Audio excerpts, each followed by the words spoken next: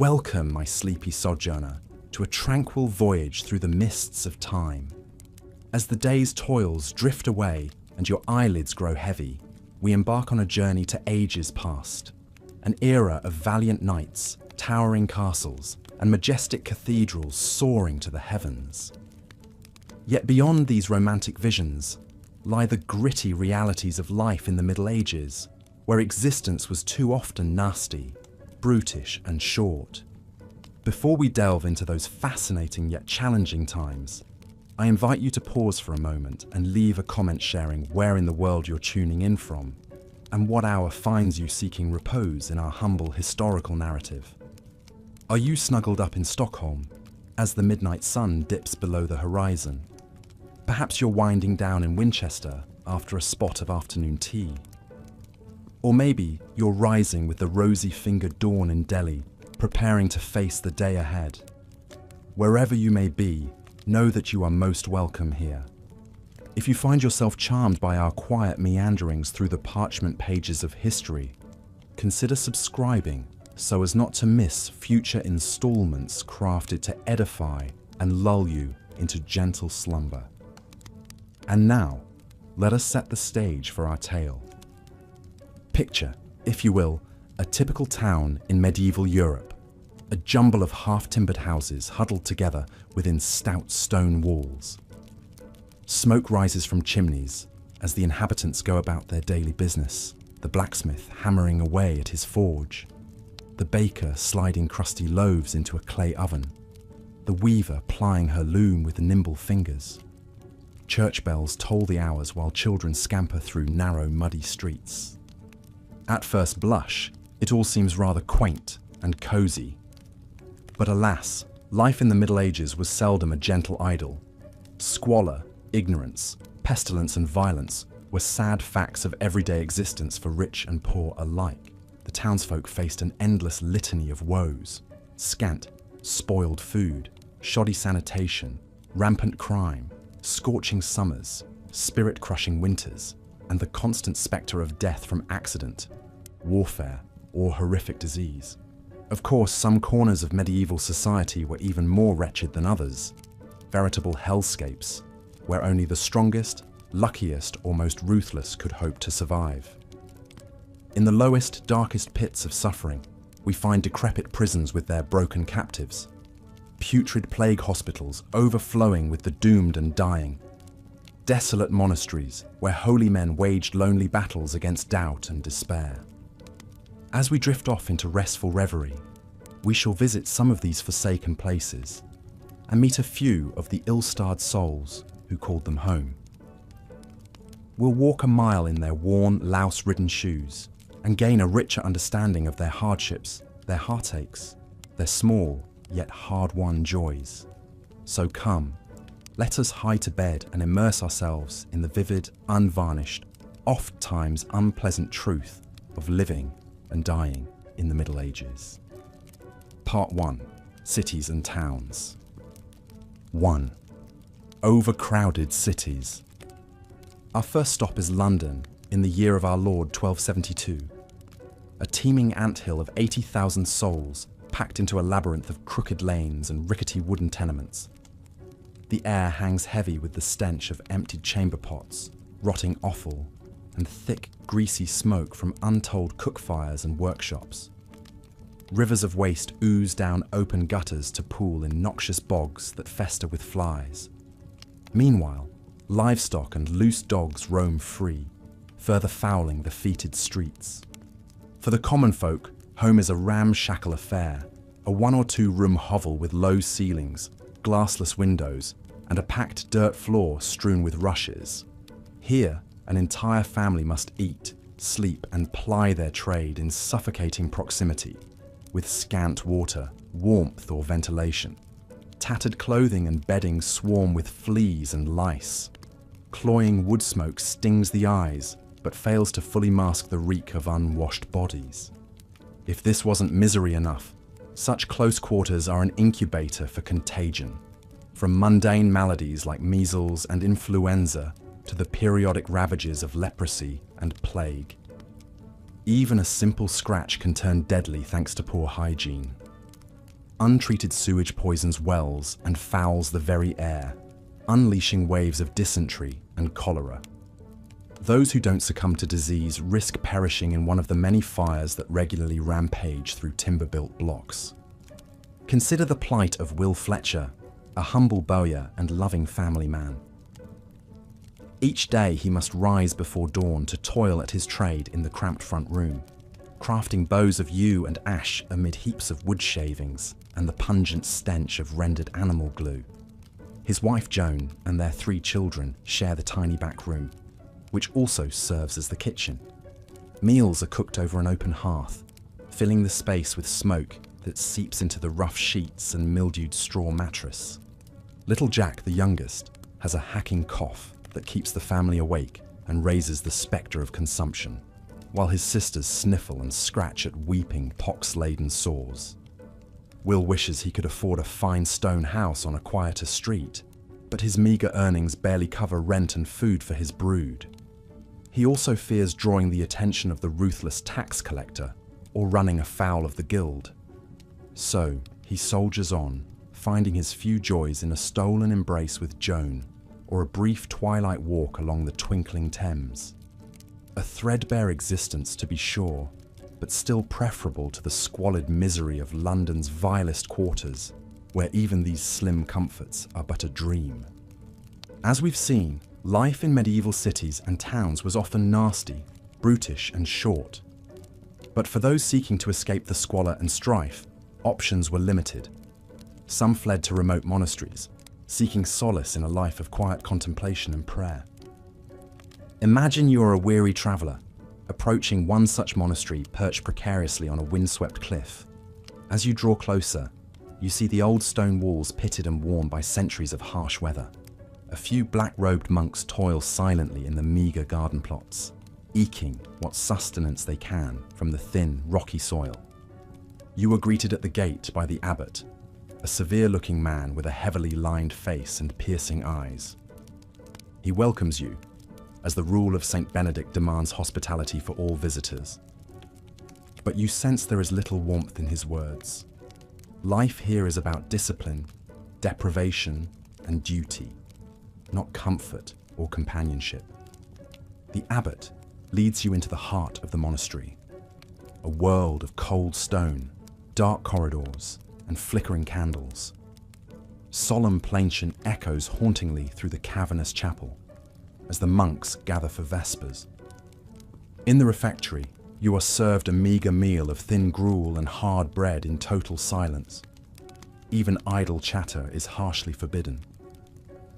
As the sun sets over the bleak cliffs and the sea mist rolls in, you retire to the guest house, really more of a dank cell with a straw pallet for a bed.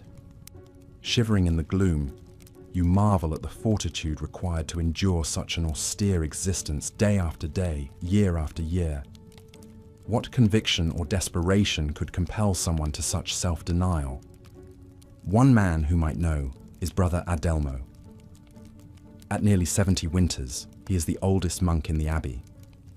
His back is bent from decades of labour in the scriptorium, meticulously copying and illuminating manuscripts. His eyes are rheumy and his hands gnarled, but his mind is still as sharp as a well-honed quill. As you sit with him in a rare moment of rest, Adelmo recounts how he came to the monastery as a young man fleeing a broken heart and a life of sin. He dreamed of finding peace and purpose in service to God. But as the decades slowly passed in a blur of prayers, chores and solitude, doubts crept in. Had he truly been called to this life, or was he simply running from his past? Now, with the end of his earthly existence looming, Adelmo grapples with unsettling questions that disturb his meditations. Did he waste the precious gift of life within these confining walls? Will the sacrifices and sufferings he endured for the glory of God be enough to earn his place in heaven? The old monk sighs deeply, the sound melding with the whistling wind outside.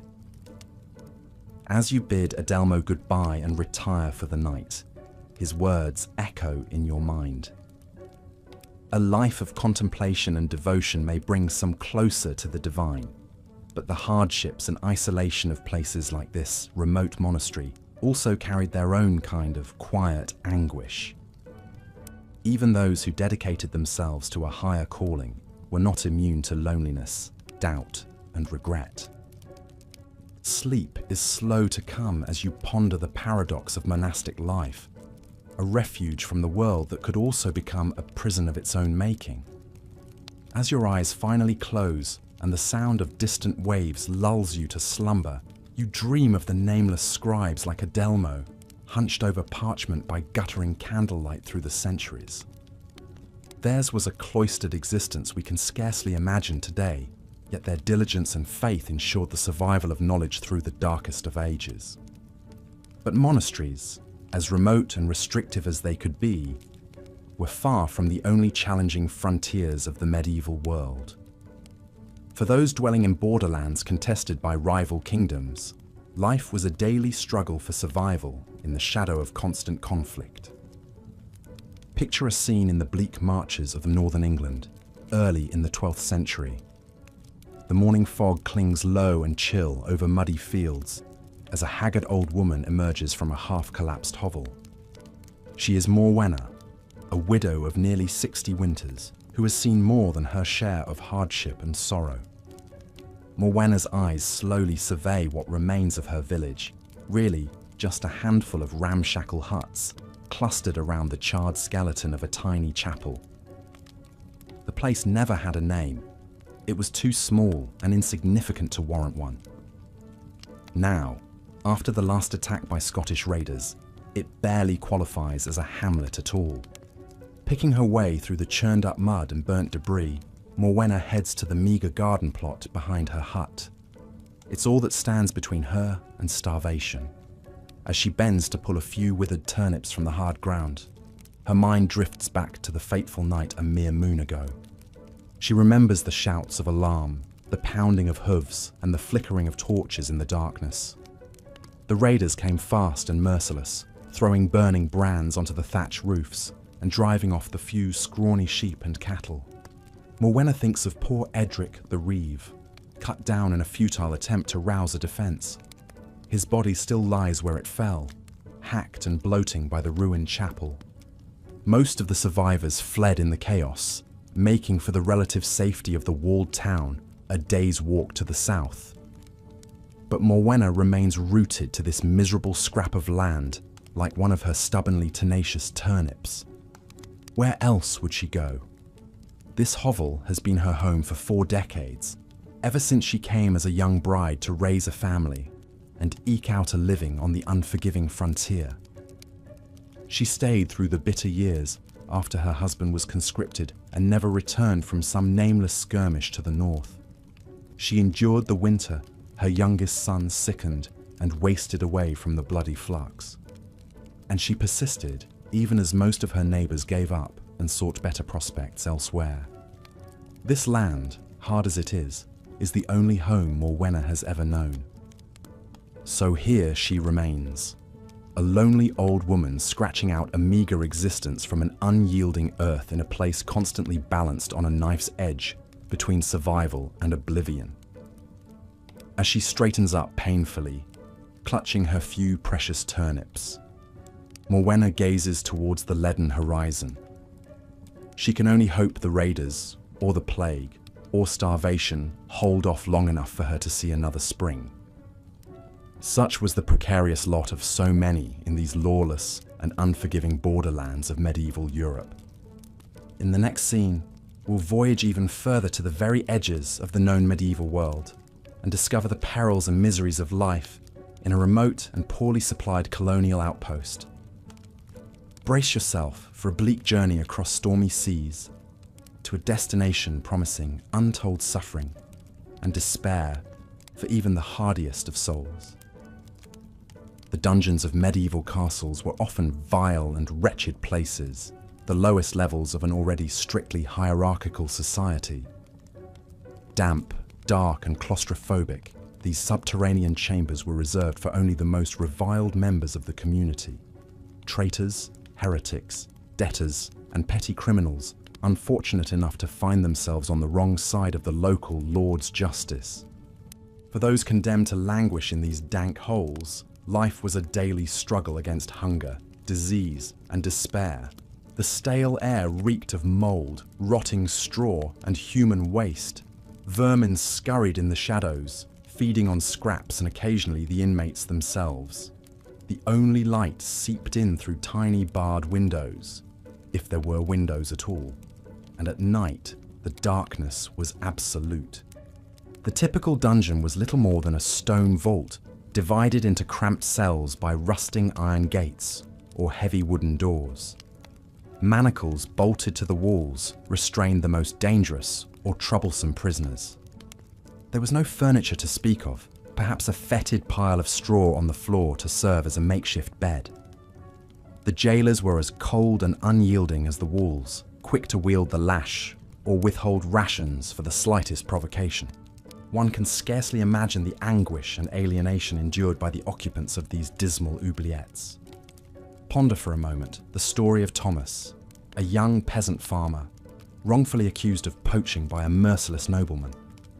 Ripped from the arms of his wife and infant son, Thomas was dragged in chains to the bowels of the castle, where he was thrown into a cramped, fetid cell, already occupied by two half-starved wretches.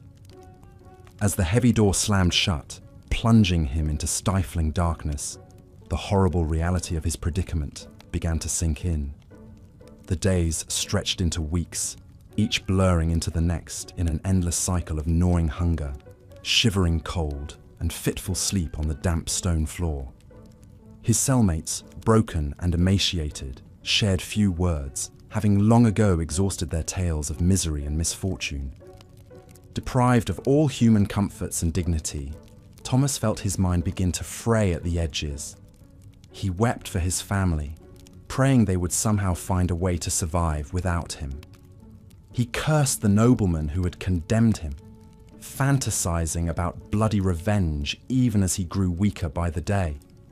The worst was the knowledge that he would likely perish here in this filthy hole, never again to see the sun or breathe fresh air, his loved ones never knowing his fate.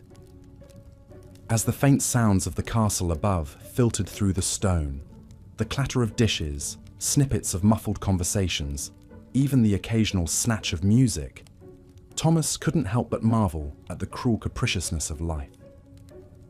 How thin the line was between the lords and ladies in their fine silk and furs, and the miserable wretches rotting just beneath their feet.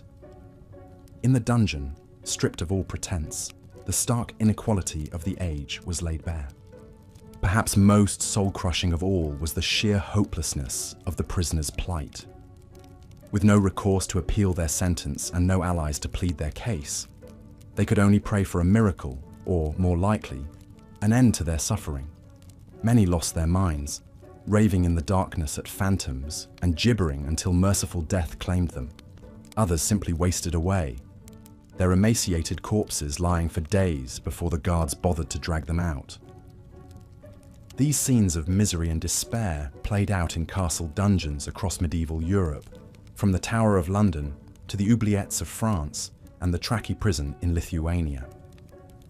While the specifics varied from place to place, the overarching cruelty and coldness was always the same, a reflection of the harshness and brutality of the age. For those who entered these dreadful dungeons, hope and humanity remained firmly shut outside. Of course, dungeons were not solely the province of castles and keeps. Many medieval cities and towns had their own prisons and jails, some hidden beneath government buildings or towering walls. These municipal dungeons could be every bit as horrid as their castle counterparts, overcrowded and underlit dens of appalling squalor. Particularly infamous were the dungeons of the Bastille in Paris, a looming fortress on the edge of the city that became a symbol of royal cruelty and excess. Its windowless cells, some of which flooded with each rainfall, crammed in political dissidents, free thinkers, and those who had simply offended the increasingly volatile French monarchy. Voltaire, the famous Enlightenment writer, spent nearly a year entombed in the Bastille under squalid conditions. Though his social status afforded him better treatment than the average prisoner, he still endured drafty, vermin-infested quarters, and the constant cries of tormented inmates. The experience left an indelible mark, and Voltaire's later writings seethed with contempt for the callous tyranny of French royal justice. In England, the Fleet prison became notorious for its horrendous conditions and systematic corruption. Ostensibly a debtor's prison, the Fleet was a filthy, decrepit labyrinth where inmates were shaken down for every penny by predatory wardens and subjected to all manner of abuse and extortion. For those who lacked the means to pay exorbitant fees for food, bedding, and other basic needs, life in the prison could be worse than death. The story of Jacob Mendez Solomons, an 18th century stockbroker who found himself imprisoned in the Fleet over a miscalculated debt, illustrates the everyday miseries faced by inmates. Unable to scrounge up the arbitrary sums demanded by the warden for food and a halfway decent cell, Solomons wasted away in the common side, a hellscape of open sewers, rampant disease, and unremitting hunger. Surviving on a few mouldy scraps snuck to him by a kindly rabbi, his health rapidly deteriorated. When his family was finally able to secure his release after several years, he emerged an emaciated, broken shell of a man, his once successful career in tatters. And so we see that the dungeons of the Middle Ages, whether in castles, keeps, or municipal jails, were all too often places of unimaginable suffering and despair. They imprisoned the body and crushed the spirit, stripping away dignity and sometimes sanity. That any emerged from these black pits at all is a testament to the incredible resilience of the human spirit. For those listening safely from the cocoon of a warm bed, it can be difficult to conceive of the depth of misery experienced by the countless souls condemned to waste away in medieval dungeons. As you drift off tonight, perhaps spare a thought for them, the forgotten, the forsaken, those who suffered in dark and filthy cells, clinging to the barest shreds of hope and humanity. Their struggles and their sorrows may be lost to time, but they need not be lost to memory. In learning their stories and pondering their plight, we keep a small candle burning for them in the present, and in so doing, we reaffirm the immense progress we've made and remind ourselves of the work still to be done in advancing human rights and dignity for all. With that, I bid you good night and sweet dreams. May your sleep be restful and your waking hours filled with gratitude and purpose. Until next time, this is your faithful history guide signing off. As we've seen, even the grandest medieval castles could be cold, dark, and uncomfortable places to live. But at least within those high walls, residents had a measure of security and stability. Not so for the people confined to the castle dungeons. These dank, filthy cells were reserved for the lowliest of prisoners, debtors, thieves, political rivals, and anyone else who drew the ire of the local lord. Escape was all but impossible. The thick stone walls were designed to keep prisoners in and block out any natural light. Iron bars, heavy wooden doors, and watchful guards ensured that those who entered the dungeon rarely left, except perhaps for a brief trip to the gallows. The skeletons discovered by modern archaeologists tell a grim story of what these prisoners endured. Malnutrition was common, as evidenced by bone deformities and tooth decay. Unhealed fractures point to frequent beatings by jailers. Journals from the time describe prisoners as wretched, miserable creatures, clothed in rags and covered in sores, their spirits utterly broken by the dehumanizing conditions.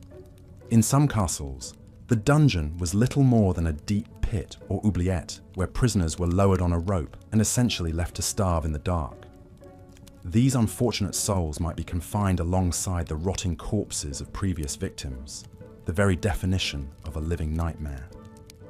Other dungeons featured so-called torture chambers, where suspected traitors or blasphemers were subjected to brutal interrogations on devices like the rack, the Iron Maiden, or the Judas cradle under the sadistic eye of professional torturers.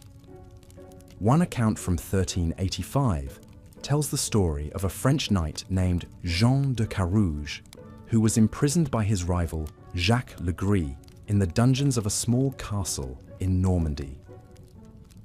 For weeks, Carouges was shackled to the walls in heavy irons, subsisting on meagre rations of stale bread and fetid water. Filthy rats as big as cats gnawed at his legs in the dark.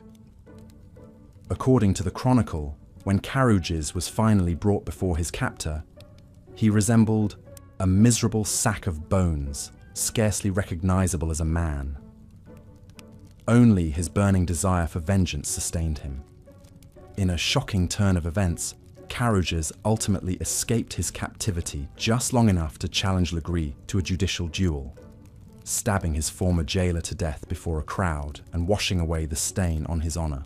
Most prisoners could only dream of such vindication. Their bleak and all too short lives ended in squalor, forgotten in some earthen hole. Perhaps the most famous dungeon prisoner of the Middle Ages was a mysterious figure known only as the Man in the Iron Mask. According to legend, this unidentified man was arrested in 1669 under orders from King Louis XIV of France himself. What terrible crime he committed has been lost to history. Some speculate he was the king's disgraced older brother, or perhaps the illegitimate child of a royal mistress. For reasons unknown, it was decreed that his identity should never be revealed. And so, this enigmatic prisoner spent over 3 decades confined in the dungeons of several French castles, always under heavy guard. Most bizarrely, he was forced to wear an iron mask at all times, even while eating or sleeping, to conceal his face from anyone he encountered. He was never referred to by name, only as prisoner number 64,389,000. While the true story may never be known, the mythic tale of the Man in the Iron Mask came to symbolize the mystery, dread, and capricious cruelty of medieval dungeons in the public imagination. Echoes of his story reverberate through the works of Voltaire and Alexandre Dumas. For centuries, the silent screams and strangled moans of dungeon prisoners haunted the thick castle walls like vengeful wraiths, fading into legend. Until modern times, these desperate voices from the past remained entombed in those long-abandoned vaults of stone and iron, their mute testimony to the darkest recesses of the medieval world.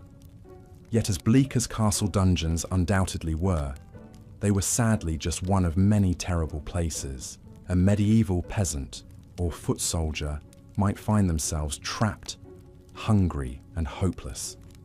When two medieval lords had a falling out over territory, wealth, or pride, it was always the lowliest in society who suffered most. In a typical siege, an invading army would surround their rival's castle and essentially camp outside the walls until the enemy surrendered, or everyone inside starved to death. The besieging force would construct crude fortifications to protect themselves and prevent aid or supplies from reaching the castle.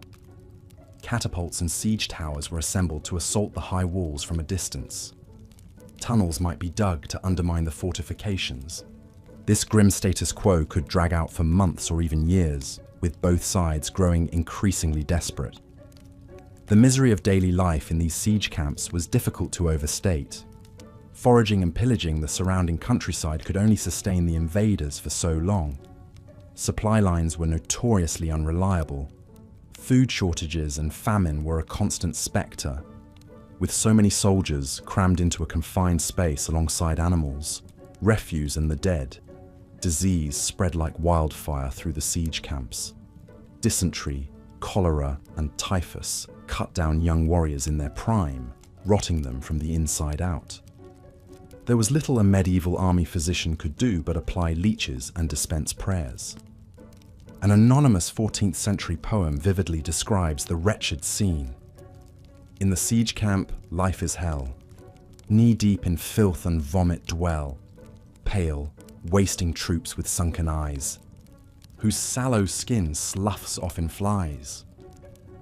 Few sieges were as long or as dreadful as the infamous siege of Candia on the island of Crete, which dragged on for a staggering 21 years between 1648 to 1669. The Ottoman Empire sought to capture the strategic port city, a valuable Venetian outpost in the eastern Mediterranean. The walled settlement was subjected to near-constant bombardment as the Ottomans slowly strangled it into submission. Over 70,000 Ottomans and nearly 40,000 Venetians ultimately lost their lives in the conflict, many felled by starvation or sickness rather than combat. Candia, modern-day Heraklion, finally fell to the Ottomans after a grueling final siege that lasted nearly 3 years. The city was reduced to rubble, its starved and scarred civilian survivors stumbling from the gates like walking ghosts. In many ways, the siege of Candia foreshadowed the grinding attrition and astronomical death tolls of modern trench warfare.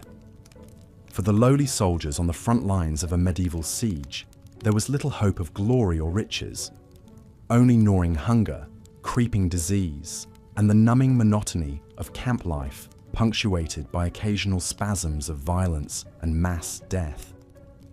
Even if they survived, they might return home traumatized, crippled, or disfigured with little to show for their suffering. The unimaginable hardships of siege warfare left an indelible mark on the popular memory of the Middle Ages. In 1874, nearly 200 years after the last great siege of the period, the Russian composer Modest Mussorgsky penned his Pictures at an exhibition. The thundering and dissonant 10th movement, titled The Hut on Hen's Legs, Baba Yaga, was directly inspired by the legend of an evil witch who feasted on the souls of doomed medieval soldiers. So while fairy tales may be filled with gallant knights and chivalrous heroes, the reality for the bulk of medieval soldiers was as dark and hellish as the deepest dungeon. The ugly pointlessness of their sacrifice has largely been scrubbed from our collective idea of the Middle Ages, but their bleak struggle deserves remembrance. And yet, my weary travellers, even the wretched lot of the common soldier paled in comparison to the very lowest of the low in medieval society. The serfs and slaves whose bondage and backbreaking labour made such ceaseless warfare possible in the first place, chained by the invisible shackles of the feudal system. Here is the continuation of the bedtime history script: the worst places to live during medieval times. Imagine, if you will, gazing out across an isolated frontier outpost as the sun sinks slowly over the horizon. A chill wind whips across the barren hills, carrying with it the faint scent of smoke from distant settlements. This is life on the outer reaches of the medieval world, a hard, lonely, and often short existence. You see, for many poor souls, their lot in life was to man the watchtowers and forts far removed from the relative comforts and security of the cities and towns. Out here, on the borderlands between rival kingdoms or the edge of civilization itself, one was at the mercy of not only the harsh elements, but also the cruelty and caprice of mankind. Consider the tale of Alric, a battle-scarred mercenary who has seen more than his share of violence and tragedy. As a young man, Alric was conscripted into the army of a petty lord, more of a brigand than any true nobility. For years he fought for this brute, raiding villages and burning crops, all while watching his compatriots fall in the name of greed and ambition. But what choice did he have? It was the soldier's life or the beggar's bowl. Now, with his best years behind him, Alric finds himself stationed in a crumbling fort, his task to keep watch for the very same raiders and bandits he once rode with. The irony is not lost on him as he stares out across the desolate hills, searching for any sign of trouble. But he takes his duties seriously, for he knows all too well the suffering that can be unleashed upon the innocent. Life here on the borderlands is a far cry from the pageantry and glory promised to young men who take up the sword and shield. The days are long, the rations meagre, and the company rough. Alric has seen more than one fresh-faced recruit, filled with dreams of valor and riches, broken by the grim reality of this posting. Some desert, fleeing into the night, never to be seen again. Others simply withdraw into themselves, their eyes haunted by the things they've witnessed. For Alric, there is a certain grim camaraderie amongst the men he serves with. They are all survivors in their own way, clinging to whatever shreds of humanity they have left. In the evenings, huddled around the meagre fire, they swap stories of past battles and fallen comrades. Their laughter tinged with the gallows humor of those who live each day knowing it could be their last. And yet, even amidst the bleakness, there are moments of surprising beauty and grace. The way the morning mist clings to the hillsides, shrouding the land in an ethereal glow. The unexpected kindness of a local herder, offering a portion of his meagre provisions to the weary soldiers. The haunting strains of a minstrel's lute, drifting up from the valley below, a reminder that even in the darkest of times, the human spirit endures. But such moments are fleeting, and the harsh realities of life on the borderlands always reassert themselves. There are the constant raids and skirmishes, the clash of steel on steel and the cries of the wounded and dying. There is the tedium of endless watchers, staring out into the darkness, always alert for the first signs of danger. And there is the gnawing knowledge that one misstep, one moment of inattention, could mean the difference between life and death. For Alric, this life has taken its toll. His body bears the scars of 100 battles, his mind the weight of countless horrors witnessed. He knows that he will likely meet his end out here, on some nameless patch of blood-soaked earth, far from the home and family he barely remembers. And yet, he soldiers on, for duty, for honor, and for the slim hope that someday, somehow, he will find a measure of peace. As the last light of the day fades and the stars begin to emerge, Alric clambers up to his post atop the weathered ramparts. Pulling his cloak tight against the night chill, he settles in for another long watch. His eyes scan the horizon, searching for any sign of movement. His ears strain for the telltale sounds of an approaching enemy. It's a lonely vigil, but one he knows he must keep. For out here, on the edge of the map, there are no guarantees, no certainties. Only the knowledge that each new dawn brings with it both danger and the chance to see another sunset. Yes, life on the medieval borderlands was not for the faint of heart. It took a special kind of grit, a unique blend of resilience and resignation to endure such an existence. And yet, for men like Alric, it was the only life they knew. They were the watchers on the walls, the guardians in the night, the unsung heroes who stood between civilization and the chaos that threatened to engulf it.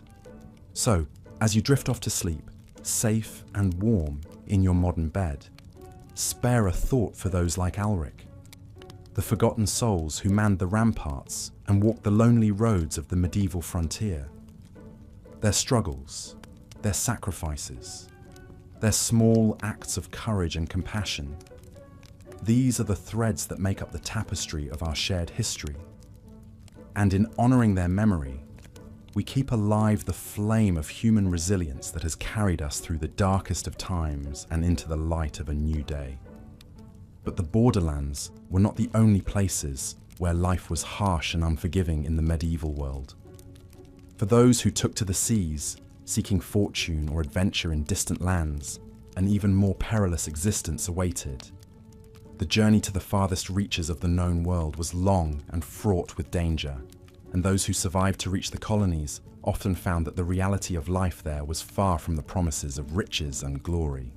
Imagine you are a young man named John, born into a poor family in the bustling port city of Bristol. All your life, you've heard tales of the New World, a land of endless opportunity, where a man can make his fortune and rise above his station. Seduced by these stories, you sign on as a laborer with a company of settlers bound for the distant shores of the Americas.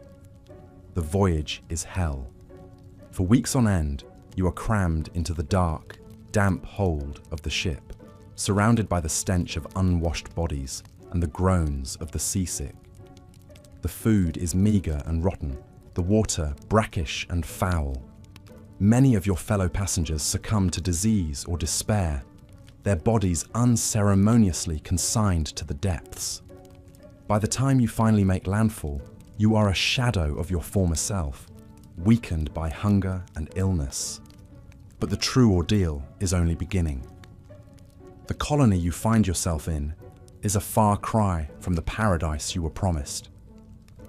The settlement is little more than a collection of ramshackle huts, surrounded by a hostile wilderness. The indigenous people, far from welcoming the newcomers, view them with suspicion and hostility, and with good reason, for the colonists often resort to violence and theft to sustain themselves. Life in the colony is a constant struggle against the elements, disease, and desperation. The work is backbreaking, the conditions squalid. Many of the settlers, unprepared for the rigors of this new life, quickly succumb to malnutrition, exhaustion, or the myriad illnesses that stalk the camp. You watch as your comrades die off one by one, their dreams of riches and glory shattered on the unforgiving shores of this new world. And yet, even in the midst of such misery, there are those who prosper. The leaders of the colony, the men who brought you here with their grandiose visions, seem to thrive on the suffering of others.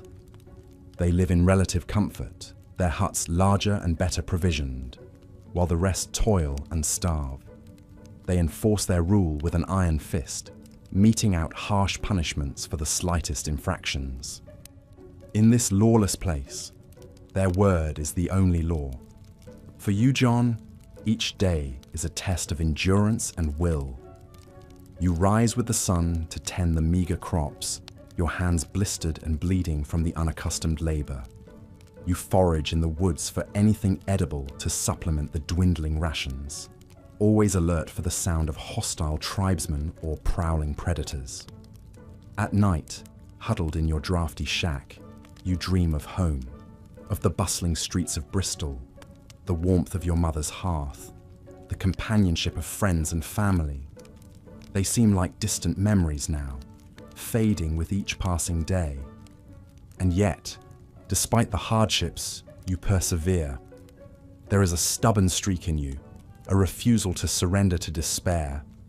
You find solace in the small moments of beauty and grace that punctuate the bleakness, the way the morning mist clings to the trees, the unexpected kindness of a fellow settler sharing their meager rations, the haunting strains of a song from home, sung softly around the evening fire. These moments remind you of your humanity, of the resilience of the human spirit in the face of even the most daunting adversity. As the weeks turn into months, and the months into years, you find yourself changed by this place, this life. Your hands are calloused now, your skin weathered by sun and wind. You've learned to hunt and trap, to navigate the dense forests and read the signs of the seasons. And though you still dream of home, a part of you has grown attached to this wild, untamed land, to the freedom and the challenges it represents. For better or worse, this is your life now. You are a survivor, a pioneer, a man forged in the crucible of the new world. Your story, John, is the story of countless others who ventured into the unknown, driven by hope, desperation, or sheer stubborn will. It is a story of suffering and sacrifice, of courage and resilience in the face of unimaginable odds. And it is a reminder that even in the darkest of times, in the most God-forsaken corners of the earth, the human spirit endures. As you drift off to sleep, let your mind wander to those distant shores, to the lonely outposts and struggling settlements that dotted the fringes of the known world. Imagine the faces of the men and women who lived and died there, their dreams and fears, their moments of triumph and despair. In their stories, we find echoes of our own struggles and aspirations. reminders of the indomitable will that has carried our species through the ages. And so, as the night closes in and the world grows still, take comfort in the knowledge that you are the beneficiary of their sacrifices, the inheritor of their resilient spirit. In the warmth and safety of your bed, in the soft glow of the modern world, their legacy lives on, a testament to the enduring power of the human heart to hope, to dream, and to persevere against all odds. Rest easy now, and let their stories be the stuff of your dreams. Tales of a time long past, but forever woven into the fabric of who we are. But the hardships of the medieval world were not confined to distant outposts and frontier settlements. Even within the heart of civilization, in the grand castles and fortified manors that dotted the landscape, life could be harsh, unforgiving, and rife with danger. Consider the tale of young Eleanor, a scullery maid in the service of a powerful feudal lord. Hers is a life of endless toil and drudgery, her days spent scrubbing pots, hauling water, and stoking the great fires of the castle kitchen.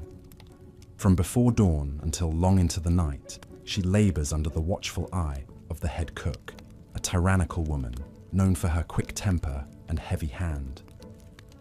For Eleanor, the castle is a world unto itself, a labyrinthine stone edifice filled with dark corridors, draughty halls, and cramped windowless servants' quarters. She navigates this gloomy realm with the sure-footedness of one born to servitude, her bare feet calloused from the cold flagstones, her hands chapped and raw from endless immersion in hot water and harsh lye soap. Life in the scullery is a far cry from the glittering world of the nobles who inhabit the castle's upper reaches. While they feast on rich meats, fine wines, and delicate pastries, Eleanor and her fellow servants subsist on a meagre diet of stale bread, thin gruel, and whatever scraps can be scavenged from the nobles' plates. While they sleep on soft feather beds, swaddled in furs and fine linens, the servants huddle together on pallets of straw, shivering beneath thin, patched blankets. And yet, for all the hardships, there is a certain camaraderie among the castle's serving class. In the rare moments of rest between their duties, they gather in the kitchen or the courtyards to share stories, gossip, and dreams of a better life. Eleanor finds solace in these moments, in the laughter and tears of her fellow servants, in the knowledge that she is not alone in her struggles. But even these fleeting respites are tainted by the ever-present spectre of danger. For life in a medieval castle was fraught with perils, both seen and unseen. There were the constant threats of fire, disease, and siege, the looming possibility of invasion or upheaval. And there were the more intimate dangers, the whims and cruelties of the nobles, the risk of abuse or exploitation at the hands of those with power over you. Eleanor has seen what can happen to a serving girl who catches the eye of a lustful lord or a jealous lady. She has heard the whispered stories of those who disappeared in the night, never to be seen again. And she lives with the constant fear that one day her own fate may hang in the balance of a noble's passing fancy or a moment's careless transgression. In this world, a servant's life is cheap, their well-being dependent on the whims of their betters. Eleanor knows that she must tread carefully, keep her head down and her thoughts guarded. She has learned to read the subtle currents of power and influence that flow through the castle, to navigate the treacherous waters of feudal politics with a deft and cautious hand. And yet, even amidst the darkness and the danger, Eleanor dreams of a different life.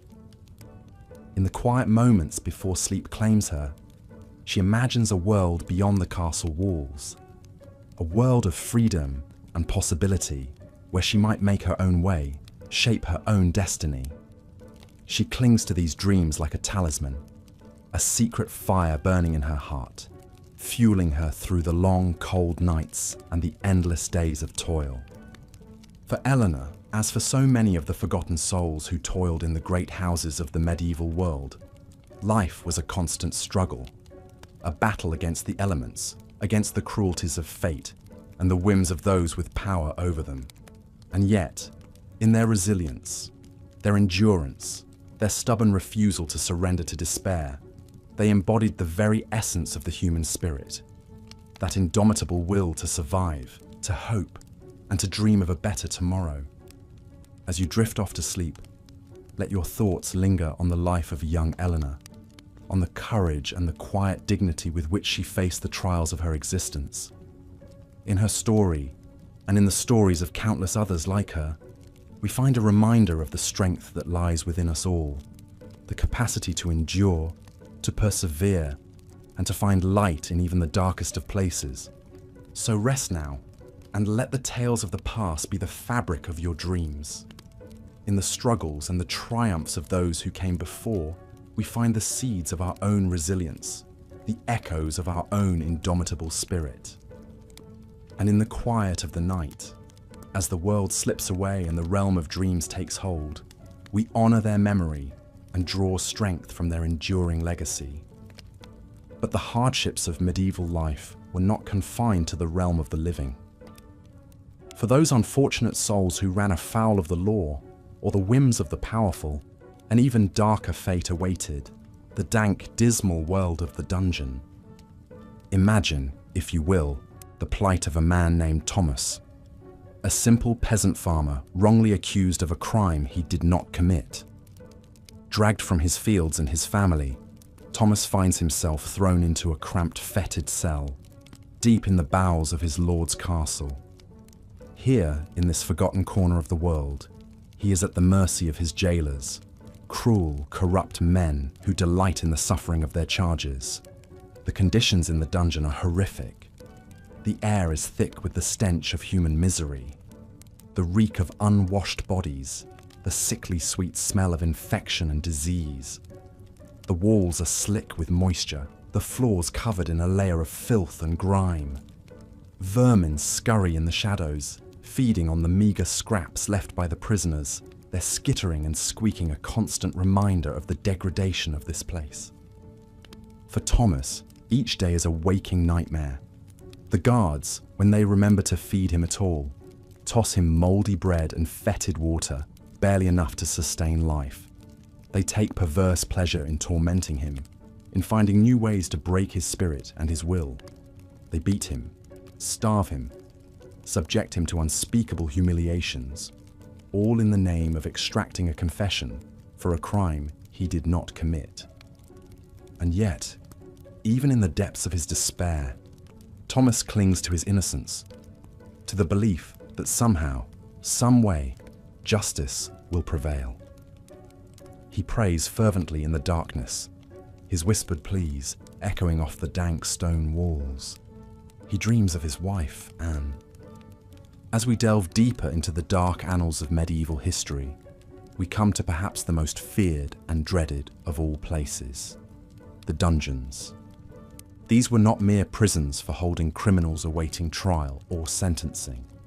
No, the dungeons of the Middle Ages were horrific places of suffering, despair, and often cruel, arbitrary punishment at the whims of the powerful. Imagine, if you will, descending a narrow, slippery stone staircase deep beneath a towering castle. The air grows colder and danker with each step, down into the bowels of the earth. The only light is the flickering glow of torches, casting eerie dancing shadows on the rough-hewn walls. The stench of mold, decay, and human misery thickens, making it hard to breathe.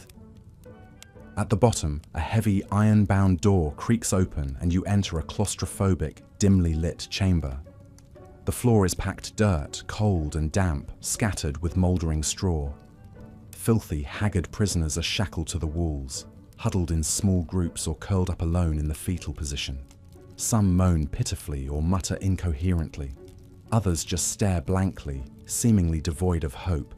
This is daily existence for the wretched souls condemned to the dungeons. Some are imprisoned for crimes like theft, assault, or rape. But many others are victims of political rivalries, religious persecution, or just being on the wrong side of someone in power. Innocence means little here. Justice is an illusion.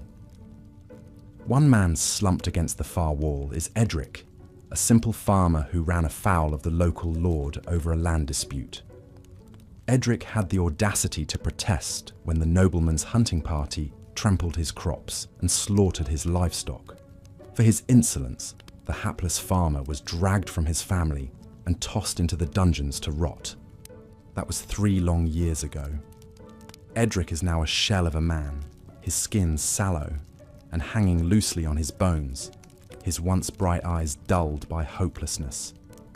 The jailers, when they bother to come, bring only a few mouldy scraps of bread and a filthy jug of water each day.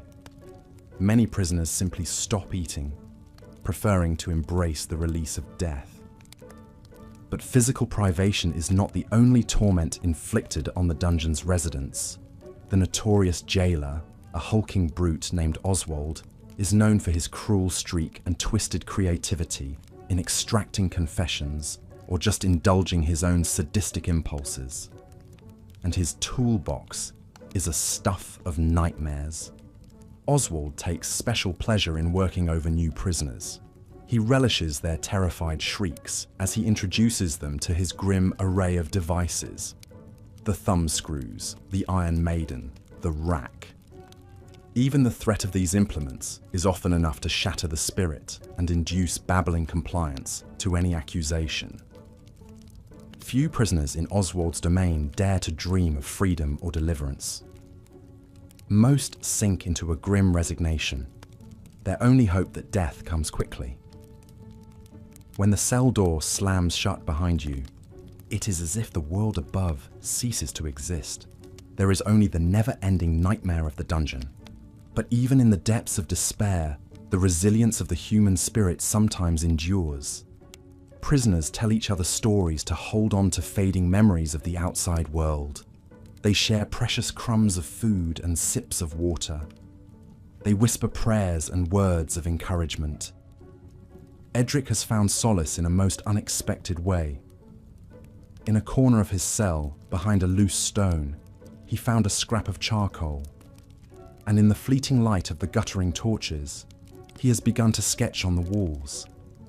Crude, stick-like figures at first, but with practice, his pictures have grown increasingly detailed and evocative. He draws scenes from his past life, his modest cottage, his wife's smiling face, his children playing in the fields. He sketches his fellow prisoners, capturing their haunted visages. He even depicts Oswald as a snarling, demon-like figure. It is as if, by putting their reality to paper, he can somehow master it. His artwork doesn't go unnoticed. Other prisoners beg Edric to sketch their loved ones from their descriptions, clinging to these fragile images as talismans against the darkness. Even some of the guards are moved by his work, and they repay him by smuggling in extra candles, charcoal, and, on occasion, scraps of meat. For Edric, his art has become a lifeline, a way to preserve his sanity and humanity in the face of overwhelming degradation. He may die here in this hellish pit, but a part of him, the part that creates, that imagines, that sees beauty even in the darkest places, that part will live on, undefeated. The dungeons of the Middle Ages broke the bodies and crushed the souls of countless unfortunates. They were, in many ways, a concentrated microcosm of the cruelty, injustice, and oppression that shadowed much of medieval life for the powerless. But as Edric's story reminds us, there were also glimmers of light amidst the darkness. The endurance of hope, the solidarity of shared suffering, the determination to preserve one's dignity and spirit against all odds. These too were part of the human experience, even in the worst of times and places. As we emerge from the depths of the dungeons back into the light of day, it is worth reflecting on the incredible resilience and unquenchable spirit of our ancestors, who endured such harrowing conditions. Their struggles and triumphs, however small or forgotten by history, are a testament to the indomitable nature of the human spirit. So as you drift off to sleep in the comfort of your modern bed, spare a thought for those who came before, who survived the worst that medieval life could throw at them. And perhaps in your dreams, you'll sketch a brighter picture for them, one where hope and humanity finally overcome the darkness. As we delve deeper into the grim realities of medieval life, it's important to remember that even those who occupied positions of power and privilege were not immune to the dangers and hardships of the time. In fact, some of the most miserable existences could be found within the cold stone walls of Europe's castles and fortresses. Take, for example, the story of young William, a lowly servant toiling away in the scullery of a dank, draughty castle in the 13th century England. William's days were an endless cycle of back-breaking labour, scrubbing grimy pots, hauling heavy buckets of water, and stoking the fires of the massive kitchen hearths.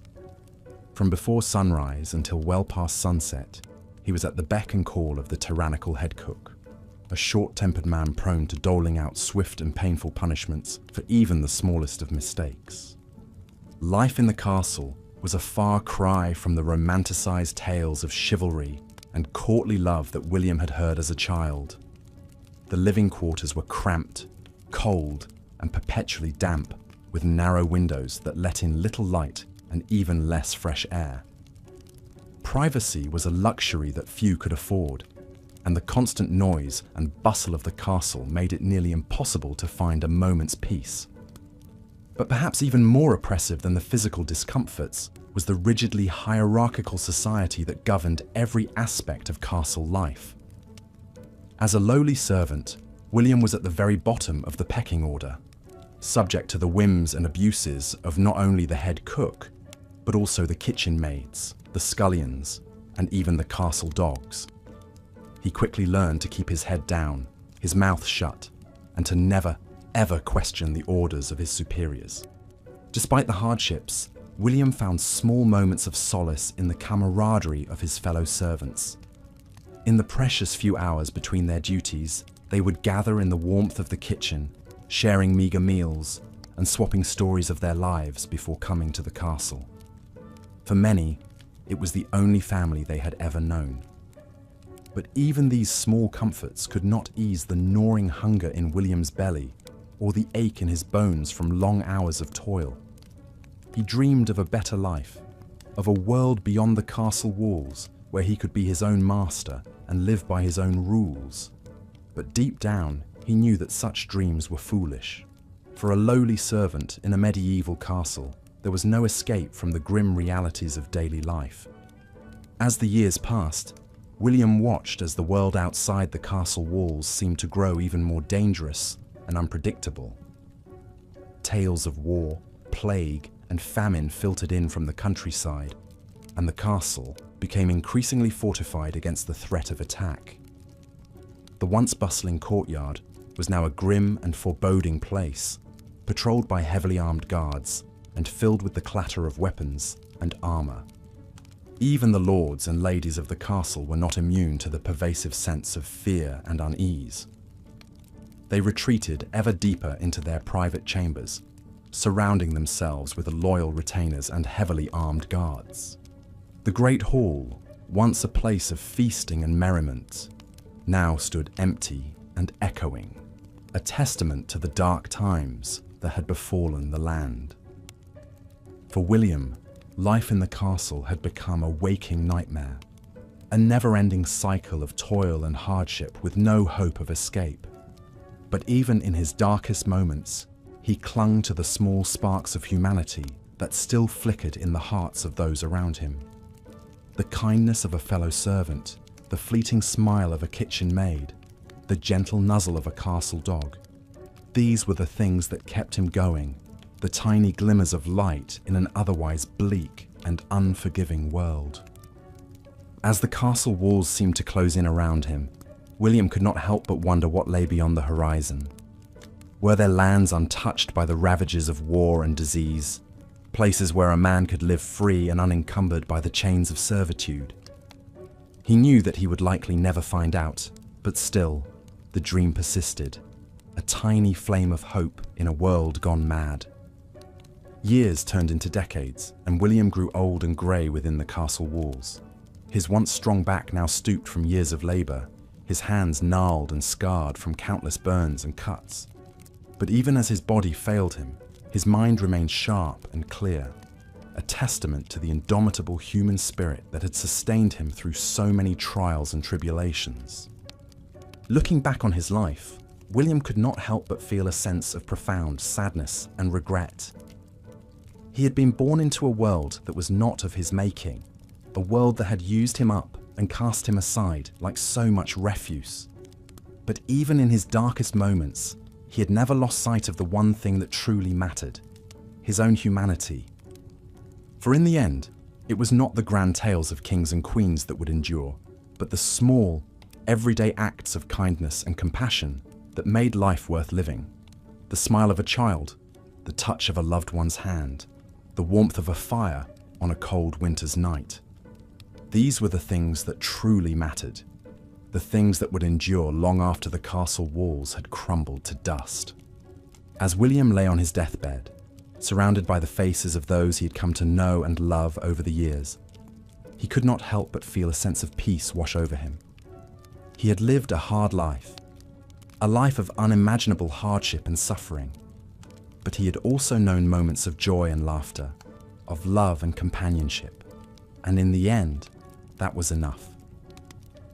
With a final rattling breath, William closed his eyes and let the darkness take him, secure in the knowledge that he had lived a life worth living, even in the worst of times and the worst of places.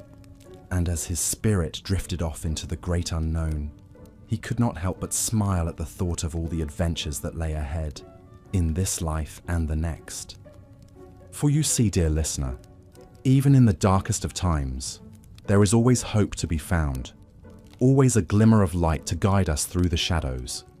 And it is in these moments of despair and hardship that we discover the true strength and resilience of the human spirit.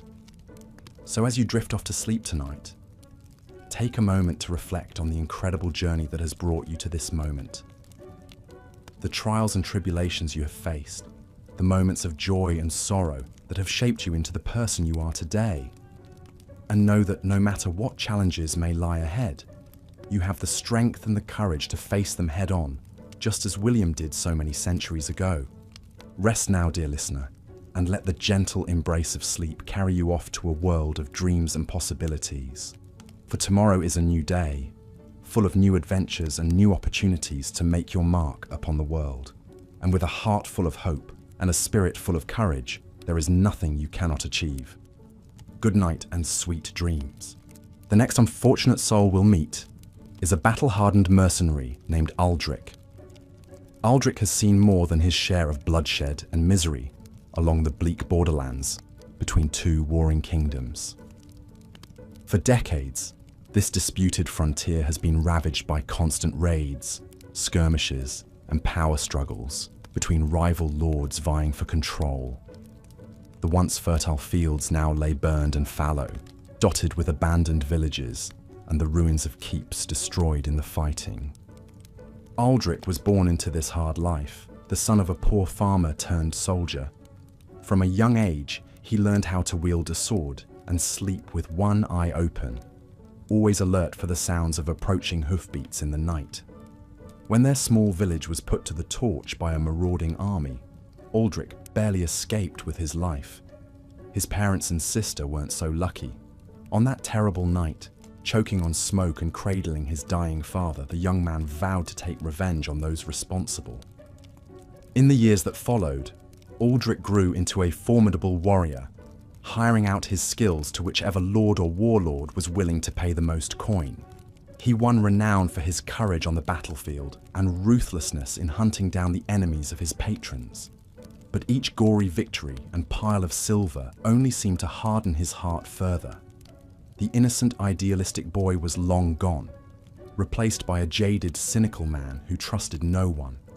Still, even a grizzled fighter like Aldrich was not immune to the hazards and hardships of life on the blood-soaked borderlands. He had lost count of the many friends and comrades in arms he had seen cut down over the years, their bodies left to bloat in the sun or be picked apart by carrion birds. He himself bore the scars of 100 desperate melees and ambushes, including a wicked gash down his sword arm that ended his days of wielding a blade. With his fighting career over, Aldrich took his stash of loot and retired to a crumbling stone tower overlooking a desolate valley, one of the few recognizable landmarks still standing amidst the border wastes. Here, alone with his fading memories and old battle wounds that ached when it rained, Aldrich waited out the last of his days. Gazing out over the war-torn landscape, he often wondered what it had all been for. All the blood spilled, lives ruined, homes destroyed. And for what? A few miles of burnt, useless borderland, constantly switching hands between one petty ruler and the next. As he sat wrapped in a moth-eaten cloak, taking a swig of sour wine from a dented tin cup, Aldrich reflected that there was no real victor to be found here, only victims. The true rulers were misery, brutality, and never-ending conflict itself. He had escaped the borderlands, but its dark legacy would forever haunt him. And somewhere out there, no doubt new orphans were being forged in the fires of destruction, ready to take up the sword and continue the cycles of violence as they always had. Such was the way of things in the lawless marches, where only the crows and worms profited from the follies of men. From one harrowing hinterland, we now set sail across the heaving seas to an equally inhospitable environment, the early colonial outposts clinging precariously to the edges of the known medieval world. Imagine a creaking, leaky wooden ship packed with desperate souls who have left their familiar lives behind, risking everything to seek their fortunes in a new world.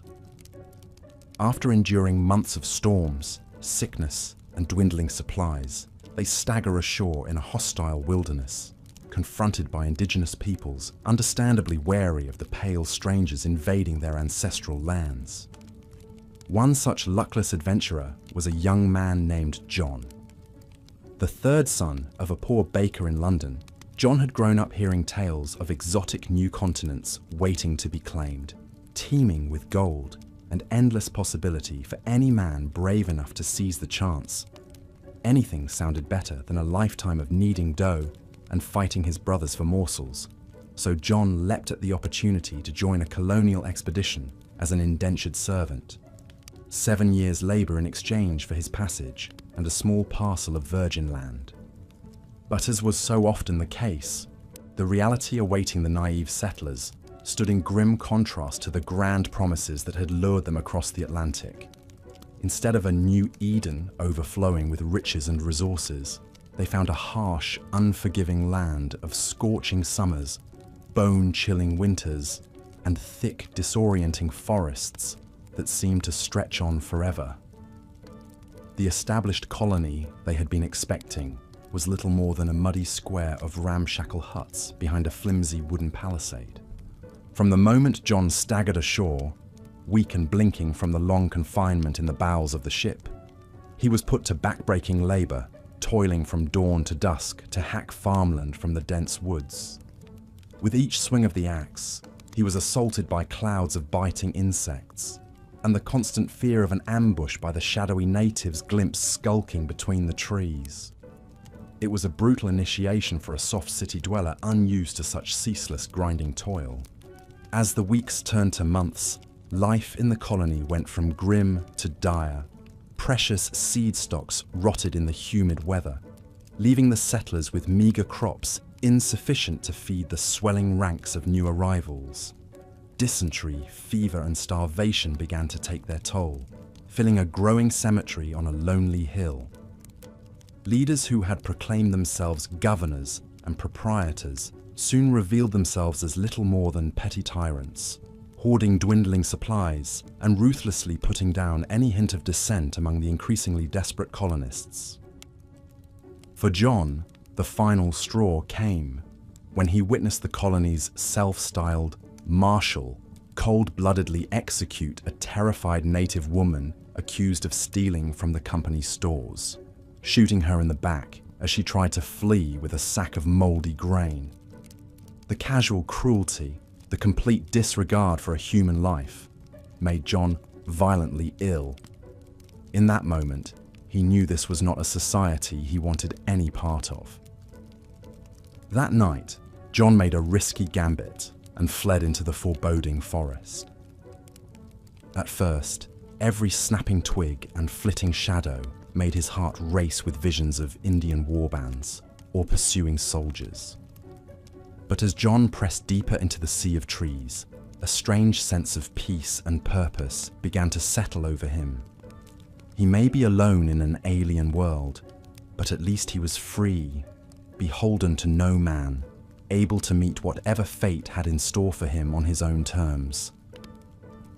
With a few rusted tools and a small stash of seeds, John began the long, lonely work of forging a new life in the depths of the primeval forest.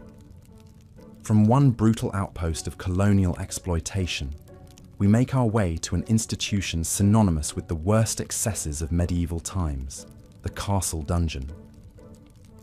These dank, claustrophobic warrens were used to hold everyone from hardened criminals and enemy soldiers to political dissidents and the merely unlucky. Many never saw the light of day again, condemned to suffer and die in the dark, damp bowels of an uncaring fortress.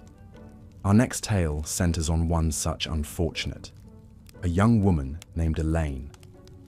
A simple peasant from a village near a powerful lord's castle, Elaine lived a life of ceaseless drudgery, toiling from first light in the smoky confines of a peasant hovel, struggling to grow enough food on her family's meager plot to pay the ever-increasing tithes and taxes demanded by the aristocracy. Like most, Elaine bore the injustice with weary resignation, until the day the Lord's men came to drag away her sickly younger sister, claiming she had been caught stealing a loaf of bread from the castle kitchens. When Elaine confronted the cruel steward, pleading for mercy on behalf of her sibling, the leering official made her a horrific offer. He would release the girl if Elaine took her place, offering her virtue to sate his twisted lusts. Elaine refused, unwilling to debase herself before such a monster. Enraged, the steward had her dragged down to the deepest, darkest dungeon and shackled to the filth-encrusted wall, vowing she would never again see the sun until she submitted to his desires. But Elaine's will was stronger than the steward anticipated.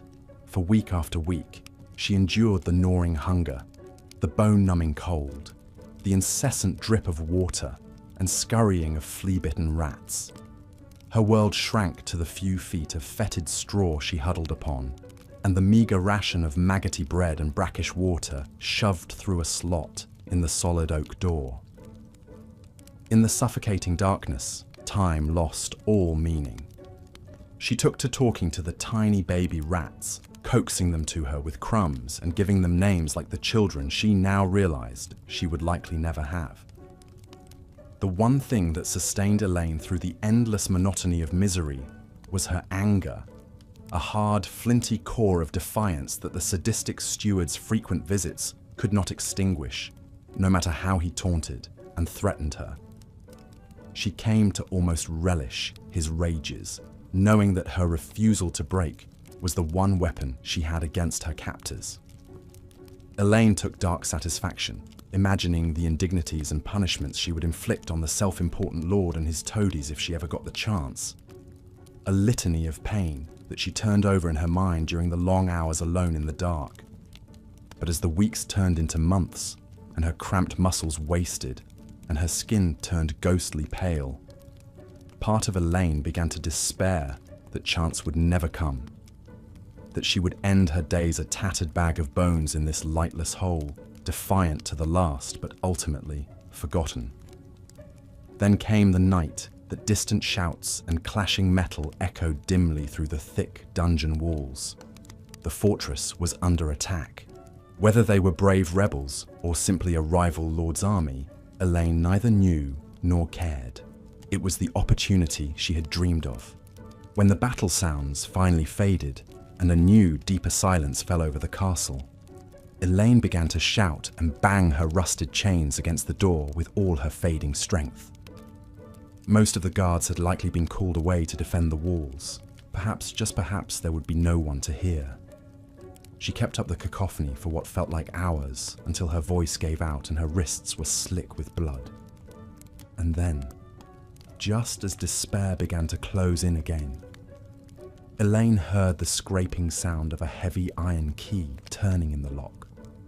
From one dungeon's desolate depths, we emerge blinking into the thin light of an equally dismal environment, the sprawling, filthy encampment of an army laying siege to an enemy stronghold. The medieval era was one of near-constant warfare, as rival kings, lords, and religious factions vied for power and territory. When an attacking force met a castle or fortified city that refused to surrender, they would encamp around it, choking off all supply lines and escape routes and settling in for the long, grim business of starving out the defenders. These sieges could last anywhere from a few weeks to many months, sometimes even years in the case of great cities like Constantinople or Jerusalem. For the soldiers squatting in the muddy fields and shivering forests surrounding the battlements, siege warfare was an excruciating test of endurance and will. With little shelter from the elements beyond what crude lean-tos and trenches they could dig, besieging troops suffered terribly from exposure, disease, and sheer crushing boredom. One man all too familiar with such trials was a grizzled old sergeant named Ivo. A peasant conscript from Lombardy, Ivo had served more than 20 years in a condottiero company, the private mercenary armies hired out by Italian city-states to do their fighting. In that time, he had seen more sieges than he could remember, squatting miserably in every kind of weather, as he waited for the lords to finish their business of haggling and threatening, so he could get back to the bloody but blessedly quick work of actual combat. This latest siege seemed particularly cursed. The army had arrived in high summer, expecting to intimidate the small castle into a swift surrender. But behind its thick stone walls, the defenders proved stubborn, forcing the besiegers to dig in for the long haul. As the weeks dragged on, the camp sunk into a morass of muck, churned up by thousands of marching feet and the hooves of destriers. With latrine trenches overflowing, and more men arriving every day, cramming into the ramshackle shelters elbow to elbow, pestilence soon followed. First, it was camp fever, then flux. Men woke sniffling in the morning and were cold in their bedrolls by nightfall, faces swollen and yellowed with pustulant carbuncles. Ivo stopped learning the names of the fresh-faced recruits after the first month, knowing most would be in the burial pits soon enough. Despite his long experience, the stench of the contagion tents, the moaning and wailing, the buzzing of corpse flies, still turned the old soldier's stomach. But illness was not the only danger in the siege trenches. The defenders soon turned to harassing the encampment with midnight raids and showers of arrows and fiery debris launched from their lofty battlements. Ivo lost count of how many sleeping men he had seen, dragged screaming into the darkness, after creeping sappers emerged from secret tunnels, or charred black by flaming naphtha spilled from the sky. He himself now carried a thick knot of scar tissue on his thigh, where a barbed crossbow bolt had torn through muscle and sinew to the bone. Through it all, the siege dragged interminably on, with no sign of resolution. The suffering soldiers took to dark mutterings against their commander, a foppish young noble who directed the sorry affair from a lavish tent far behind the lines. There was talk of desertion, even open mutiny. Only harsh punishment details and meagre doles of rotting supplies held back open rebellion for now. As another sodden, miserable autumn loomed, Ivo kept his head down and his cracked lips sealed. He had long ago lost any illusions of glory or honor. His only concern now was surviving to draw his next pitiful payment. At least the siege offered one cold comfort, Ivo mused darkly as he drew his ragged blanket closer in the driving rain. If he was cursed to endure this slow, lingering hell, he could take some grim satisfaction, knowing his noble masters and their pretty castle-dwelling foes were suffering the same. Hunger, disease, and exposure were the great equalizers, implacable foes that ground both gilded knight and lowly pikeman alike into the self-same muck and misery. In the end, sieges revealed the ultimate truth of war, that pain was the only victor and death the only lasting peace. As our dreary tour through the worst places of the medieval world draws to a close, it's worth reflecting on what we've witnessed. From the fetid alleys of teeming cities to the bloody borderlands, dank dungeons to pestilential siege camps. Each of these environments we've explored was defined by profound hardship, cruelty, and suffering. They remind us that for the vast majority of people, life in the Middle Ages was often nasty, brutish, and short. Of course, even in these grim places humanity endured, found moments of grace, courage, or grim resolve.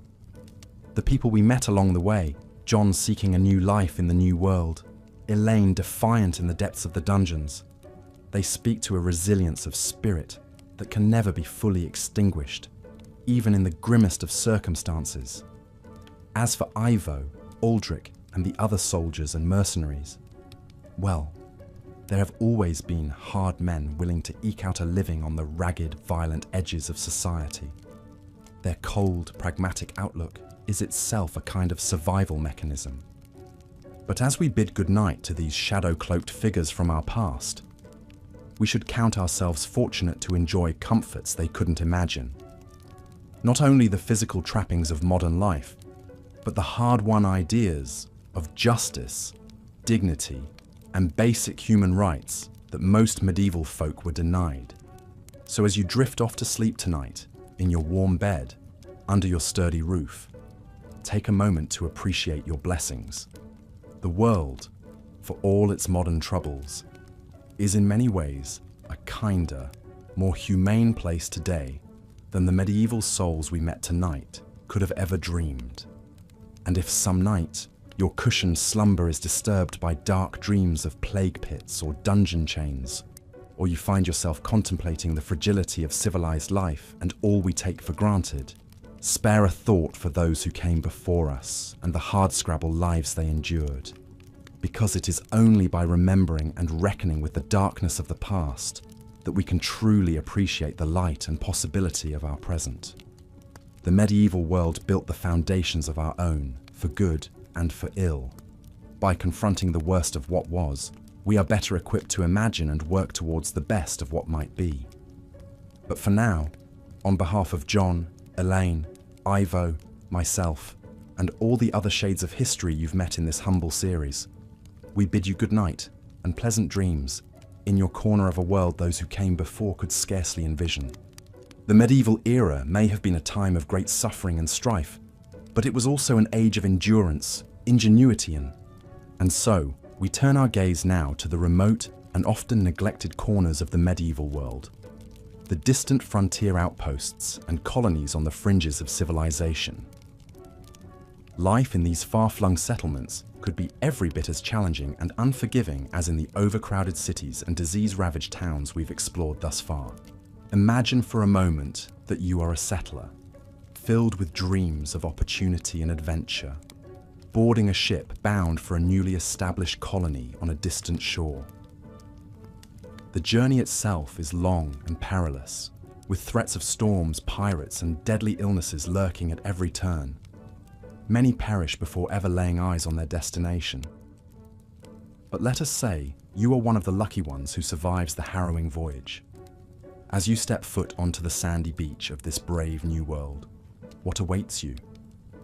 At first glance, the untamed wilderness and twinkling blue waters may seem a tropical paradise compared to the filthy cities you left behind. Swaying palm trees, raucous birds, and intriguing new foods hint at the promise of a fresh start in a land of plenty. But you soon learn that life in the colonies is no idyllic retreat. The oppressive heat saps your energy, Vicious insects leave you covered in painful welts, and strange new diseases stalk the makeshift settlement. The colonial authorities, desperate to impose order and extract maximum productivity from the new territory, rule with an iron fist. Fail to meet your work quotas, and you may find yourself on the receiving end of the whip or locked in a sweltering wooden cage under the blistering sun. Step out of line or anger the wrong official, and you could be cast out of the colony entirely, left to fend for yourself in the untamed jungle. For the indigenous peoples whose ancestral lands you now occupy, your arrival heralds an even more dire fate.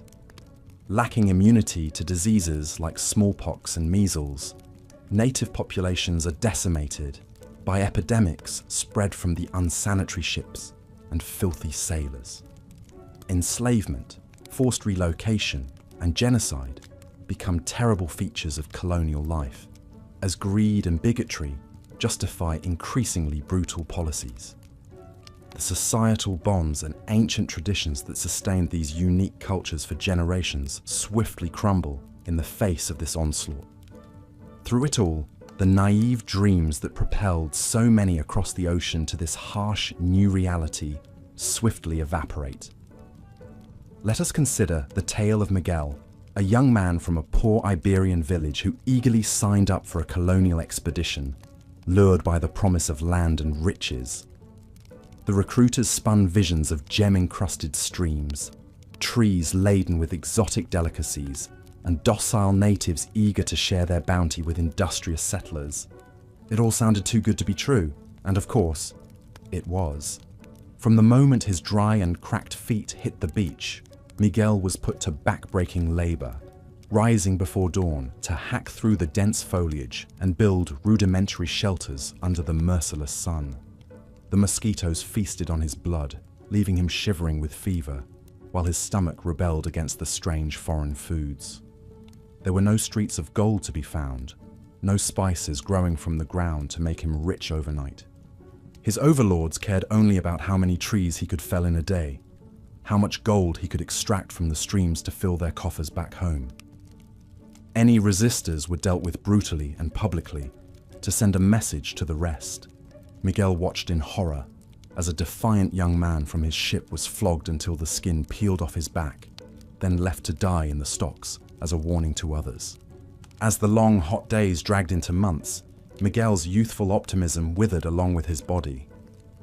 When a tender in his leg became inflamed and then necrotic after an insect bite, the colony's harsh leaders pushed him to keep working, lest he forfeit his already paltry share of imagined future riches. By the time the leg turned black and the fever took hold of his brain, it was too late. Like so many others, he perished an ocean away from the family who had hoped his colonial venture would be their ticket out of poverty. Miguel's story was all too common in lawless colonies like this one, just another broken body ground under the wheels of empire and greed. Life in these tenuous outposts balanced on a precarious knife's edge, with settlers like him caught between the ruthless whims of the authorities and the perils of an unforgiving new land. Behind the triumphant tales of conquest and untold riches lay a darker reality of abuse, disease, and shattered dreams. So when you curl up in your soft, warm bed tonight, perhaps spare a thought for people like Miguel and the native islanders, whose lives were so brutally upended by colonial expansion. As your head sinks into your plush pillow, remember that you are among the fortunate who have never had to endure such trials. Let that gratitude lull you into a restful slumber as we leave the dismal colonies behind and continue our journey through the worst places to live in medieval times. Our next destination shall take us to an altogether different sort of isolated, regimented settlement, but one where the scourges of disease and oppression are no less keenly felt.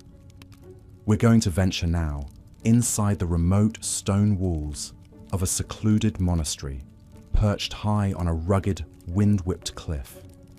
Life in these spiritual outposts could be every bit as demanding and Spartan as what we've witnessed in the colonies. albeit with a very different set of guiding principles. Monasteries occupied a unique and often contradictory place in medieval society. On one hand, they served as sanctuaries for spiritual contemplation, where men and women could dedicate their lives to prayer, scholarship, and service to their faith. The best-known orders took vows of poverty, chastity, and obedience, renouncing worldly possessions and pleasures in pursuit of divine grace. At their finest, they offered a chance to transcend the brutish conditions of medieval life and connect with a higher purpose. But the reality inside these cloistered stone compounds was often far removed from the romantic ideal. Monks and nuns endured lives of grinding labor, strict discipline, and constant hardship. They rose before dawn for the first of many daily prayer services, huddled in unheated stone chapels to chant for hours on end. In between, they worked unceasingly to maintain their isolated communities, toiling in the fields, copying manuscripts, tending to the sick, all to ensure survival in a harsh and unforgiving world. The rules governing monastic life were unwaveringly rigid. Vows of silence forbade frivolous speech for days or even years on end. Transgressions like tardiness, inattentiveness, or disrespect could earn brutal punishments, from stints in isolation to flaying with a whip. In a society of self-abnegation, there was little room for levity or leisure. Existence revolved around prayer, labor, and quiet suffering, all for the promise of eternal reward in the hereafter.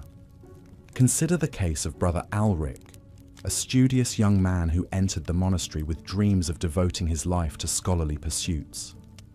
He had always felt like an outsider in his rough rural community, more at home among the dusty tomes and scrolls of the church library than behind a plough in the fields. The cloistered life, he believed, would provide an oasis of intellectual stimulation and spiritual growth, free from the distractions and vices of the outside world. At first, Alric reveled in his new environment. The murmur of hushed voices echoing in the vaulted chapel soothed his soul, while the meticulously maintained gardens and grounds bespoke a higher order and sense of purpose. He took to his duties in the scriptorium with relish, marveling at the opportunity to read precious texts and discuss the finer points of philosophy with his fellow initiates. However, as the long and lonely years wore on, Alric increasingly chafed against the stifling rigidity and austerity of monastic existence. While his mind yearned to soar free, his aging body ached from the unending labor and deprivations.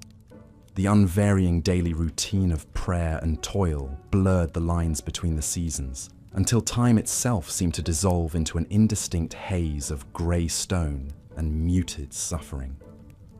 As he watched his youthful comrades slowly stooped and hobbled by the burdens of this life, Alric found his once unshakable faith starting to falter.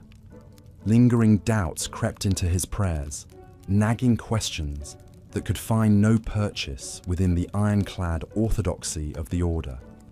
With each passing year, the warm light that had once suffused his vision of God grew fainter and more remote, replaced by a gnawing emptiness that even the most fervent devotions could not ease.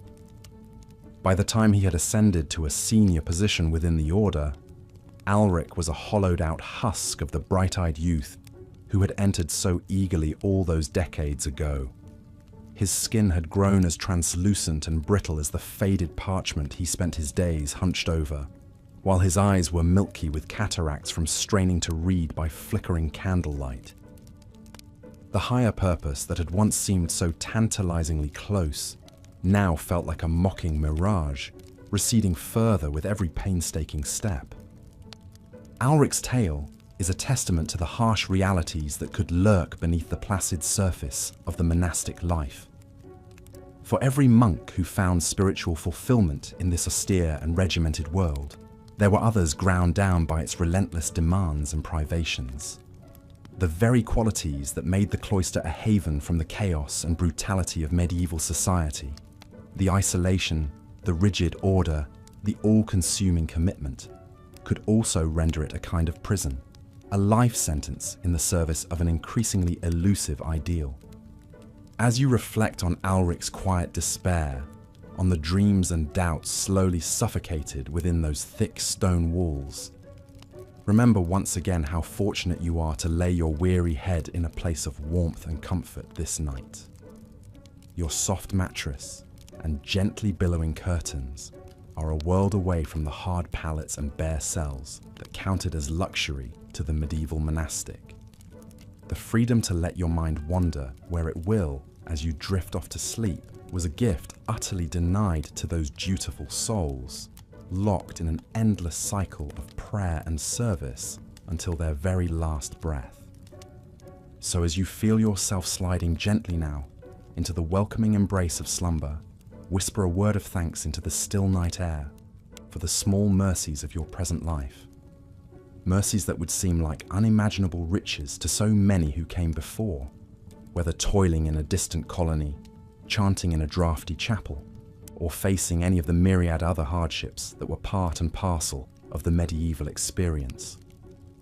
The final leg of our journey through this distant and often dismal era shall lead us to one of the grimmest destinations of all, a place where the stony austerity of the monastery meets the casual brutality of the lawless outpost. Prepare yourself now to descend into the dank and dismal depths of the medieval dungeon, where cruelty and despair fester in the shadows of indifferent power. In the centuries before the rise of formal prison systems, dungeons served as catch-all solutions for a society with little concept of humane confinement. Whether you were a captured enemy soldier, an accused heretic awaiting trial, a common thief, or simply a peasant who had offended the wrong noble, you might find yourself thrown into one of these reeking pits to endure all manner of torment and privation. The conditions in a typical dungeon were nothing short of hellish. Prisoners were crammed into filthy, lightless cells, with little more than a pile of fetid straw to sleep on, if they were lucky.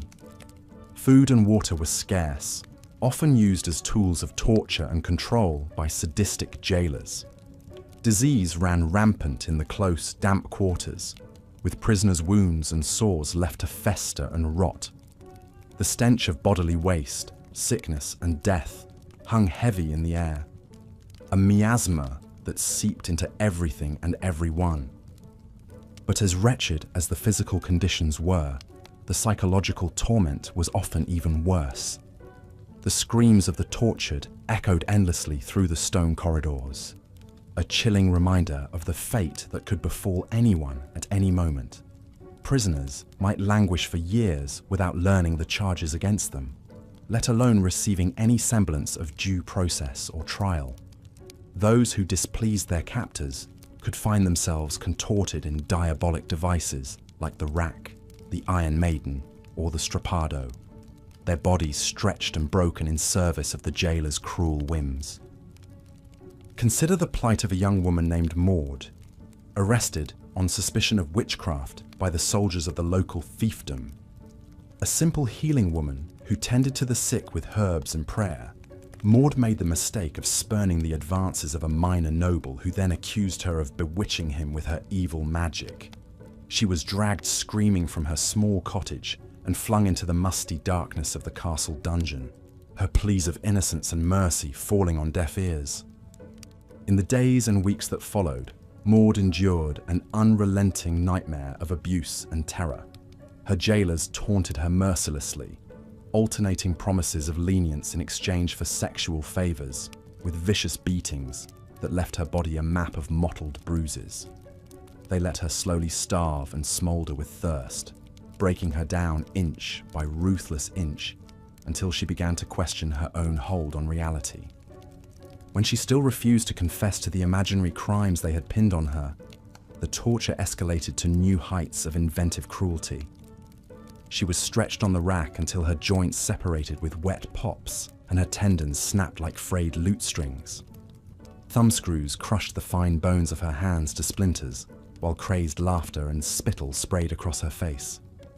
Through it all, Maud tried to cling to thoughts of the peaceful life of service she'd known, but she felt it all slipping away like mist through her shaking fingers. By the time they finally brought her up for the mockery of a trial, Maud was a broken shell, willing to confess to anything if only to make the pain stop for a merciful instant. The magistrates needed little prodding to pronounce her guilty and condemn her to the stake. One more soul sacrificed on the altar of fear and orthodoxy. As the flames licked her ruined body and the jeers of the crowd filled her ears, perhaps Maud's last thoughts were to wonder what she had ever done to deserve such a fate. Maud's story is but one of countless tragedies to unfold in medieval dungeons, where the cruelty of men was constrained only by the limits of their dark imaginations. These dank pits bore witness to oceans of innocent blood and mountains of mangled flesh, all to slake the unquenchable thirst of unchecked power. They were holes in the world where the worst aspects of human nature ran riot, and even the strongest spirits were eventually broken on the wheel of wanton brutality. So tonight, as you feel the last leaden weights of sleep dragging your eyelids closed at last, offer up a prayer of remembrance for those lost souls like Maud, who met such grim fates in the stinking bowels of castles and keeps. Souls whose only crime was often being in the wrong place at the wrong time, or daring to defy the cruel diktat of petty tyrants. Souls for whom the warm embrace of mercy was an impossible dream, as foreign as the plush mattress that now cradles your weary form. As your mind drifts now through the mists of history, picking its way along the treacherous paths we have wandered together, remember that there is still so much to be grateful for in this moment. You are safe, warm, and free, cocooned from the casual barbarism that once lurked around every corner. The horrors we have conjured this night are but shadows, vivid, yes, but mere ghosts of a distant past that cannot hurt you now. So let them melt away like wisps of cloud scattered by the rising sun of your consciousness. Feel your mind emptying of blood and fear and filling instead with the simple contentment that is your birthright. And as the last vestiges of wakefulness dissolve into the cool, dark waters of sleep, know that you will emerge on the other side rested, refreshed, and ready to greet the new day as a gift. A gift that would be almost unimaginable to the medieval souls you have walked in the mines of tonight. Sleep now, and sleep sweetly, secure in the knowledge that the worst is behind you, and the best is yet to come. Let the whispering winds of history blow out the guttering candle of your waking mind, and surrender yourself to the warm embrace of night. The monsters are all in the past, and the morning holds nothing but promise. So breathe deeply, settle into your soft nest of blankets, and let yourself fall gently, gratefully, into the welcoming arms of oblivion. The hard roads are at an end, and you have nothing ahead of you but the sweet silence of untroubled dreams. Here is the continuation of the narration for the worst places to live during medieval times. Disease was an ever-present spectre, stalking the narrow streets and looming over every aspect of life.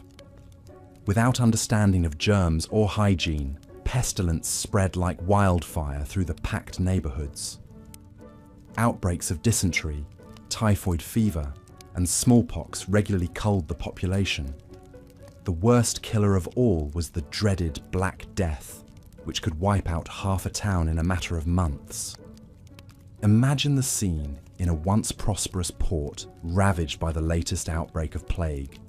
The sounds of trade and bustle are replaced by an eerie silence, broken only by the wails of the sick and grieving. A haze of smoke hangs over the town from the constant burning of bodies. The stench of death is inescapable. Carts piled high with corpses trundle through the empty streets, their desperate drivers clothed head to toe in waxed leather, like something from a nightmare. These are the plague doctors, their beaked masks stuffed with perfumed straw to block the smell. But it's no use. They too succumb to the pestilence, just like the victims they try in vain to treat. One of these doctors was a man named Giles de Montfort. A promising surgeon, Giles left his home in Paris to help the afflicted in Marseille when the plague struck in 1720. No one knew what caused the gruesome disease, with its oozing buboes and black boils that gave the pestilence its macabre name. Giles tried everything from bleeding the ill to brewing potions of ground snake and mercury, but nothing could stop the Black Death's lethal grip. Day after endless day, Giles labored, his bird-like mask inspiring terror as he made his rounds. At first, he recoiled from the blackened, contorted faces of the dead, but soon the corpses all blurred together into a ceaseless procession of grief. The wails of orphaned children, the desperate prayers of the dying, the shrieks of the mad. These were the sounds that filled Giles' mind as he drifted off to a fitful sleep each night, alone in a dockside garret reeking of vinegar. In time, even Giles's prodigious constitution gave out. The telltale lumps appeared on his groin, the black vomit and delirium followed. As he shivered on his cot, watching the rats scurry by, Giles's thoughts wandered to the green fields of his youth, so far from the horrors that now surrounded him. He'd only wanted to help, to heal, but the plague proved more powerful than any man's feeble efforts. Giles slipped away with a sigh like so many before him, adding one more to the plague's grim tally. The trauma of such ordeals lingered long after the disease retreated. Families were shattered, trades decimated, entire villages depopulated. The Black Death shook society to its core, and the medieval world would never be the same. But even in normal times, beyond the city walls, perils abounded. The life of a medieval peasant was one of backbreaking labour from dawn to dusk. Up to 90% of people were farmers, bound to the land in a feudal system that reaped nearly all they sowed. They endured the whims of the weather and vagaries of the harvest in a subsistence existence that was always one failed crop away from starvation. On the frontiers and borderlands, what little security people had was stripped away. Marauding bandits, invading armies, and desperate outlaws all preyed on those trying to scratch out a living in the lawless reaches beyond the protection of kings. The disputed borderlands between England and Scotland were one such place of strife. In the early 1300s, this lush but blood-soaked landscape was the scene of constant raids and skirmishes as the two kingdoms vied for supremacy. The common folk were caught in the middle, their fields burned, livestock stolen, and homes put to the torch by both sides. Imagine the scene in a humble, thatch-roofed cottage as a battle raged nearby. As we've seen, life in medieval cities was often a struggle for survival. The cramped quarters, lack of sanitation, and constant threat of disease made urban living a far cry from the romantic notions we might imagine. But for the poorest and most vulnerable members of society, even these squalid conditions could be out of reach. Many towns had a seedy underbelly where the destitute and desperate scraped by in abject poverty. These crime-ridden slums were breeding grounds for theft, violence, and exploitation. The flickering light of a tallow candle illuminates the grimy alleyways as we step into this world of cutthroats and cutpurses. Imagine the plight of a young orphan named Alice. Her parents claimed by the pox she's left to fend for herself on the unforgiving streets at the tender age of 7. By day, Alice begs for scraps and searches the midden heaps for anything of value. By night, she huddles in a dingy nook, shivering against the cold stones, clutching a rusty knife under her threadbare blanket. It's her only protection against the leering men and vicious street dogs that prowl after dark. Alice's story is tragically common in places like the rookeries of London, where life is short and brutal. Street children like her are easy prey for the gangs who control the slums with intimidation and violence. Impressionable youths are lured into a life of iniquity with the promise of food and belonging. Most end up as lookouts, thieves or worse. Few survive to adulthood. The slums also attract others fleeing a dark past or ill reputation. Scoundrels, debtors, fallen women. They mingle in the seedy taverns and brothels where silver quickly changes grubby hands, and secrets are traded in whispers. It's a precarious existence, but for some, the anonymity and opportunities of the city underworld are preferable to a life of servitude and drudgery. Take, for example, the character of Dougal Fletcher. Once a respectable cloth merchant, Dougal's fortunes turned when he defaulted on a loan to a powerful guildmaster. With his name blackened and guards sent to seize his assets, Dougal gathered what coin he could and melted into the rookeries.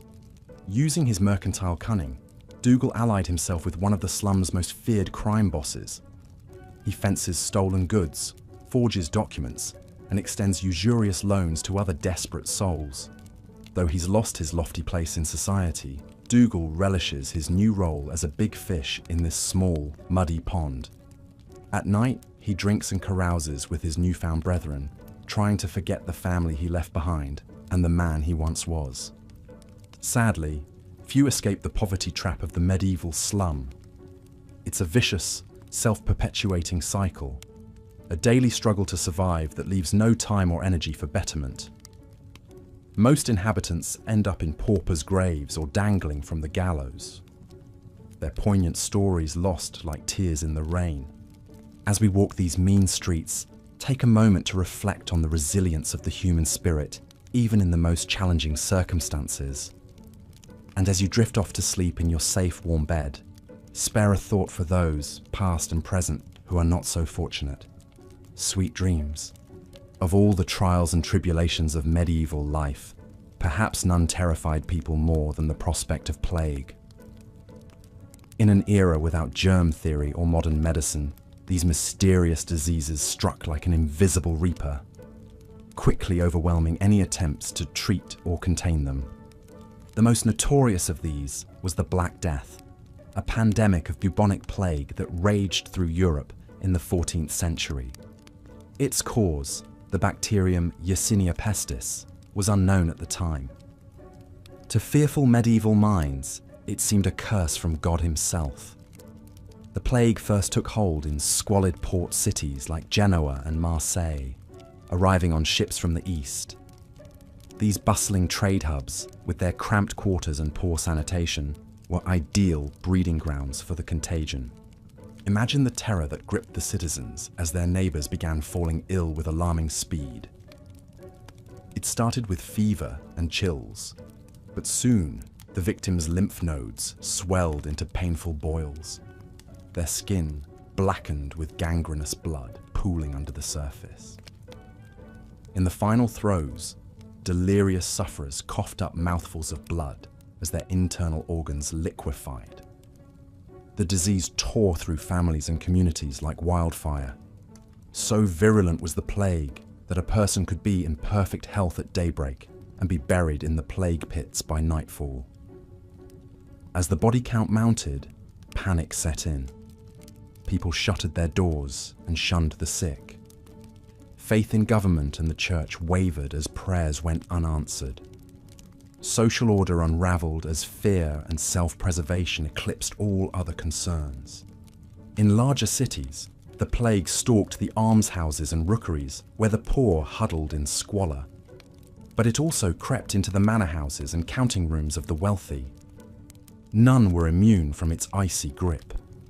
At the height of the epidemic, death carts piled high with rigid corpses trundled through the empty streets day and night. The stench of decay hung thick in the air. As the plague burned itself out over the span of several brutal years, it left a permanently changed world in its wake. Some towns lost more than half their inhabitants. Fields went unharvested. Crafts and trade ground to a halt. Labour shortages caused wages to rise, shifting the balance of power between nobles and peasants. The Catholic Church, whose clergy were particularly hard hit, lost much of its aura of divine authority. Medieval people had no way of knowing it at the time, but the societal upheaval caused by the Black Death sowed seeds that would ultimately sprout into the Renaissance and Reformation. Fewer workers meant more bargaining power for the common man. A crisis of faith opened the door to new philosophies and a rethinking of old hierarchies. Although the plague outbreaks of the Middle Ages had mortality rates that seem apocalyptic to us today, they also spurred advances in public health and scientific thinking that laid the groundwork for our modern understanding of infectious disease.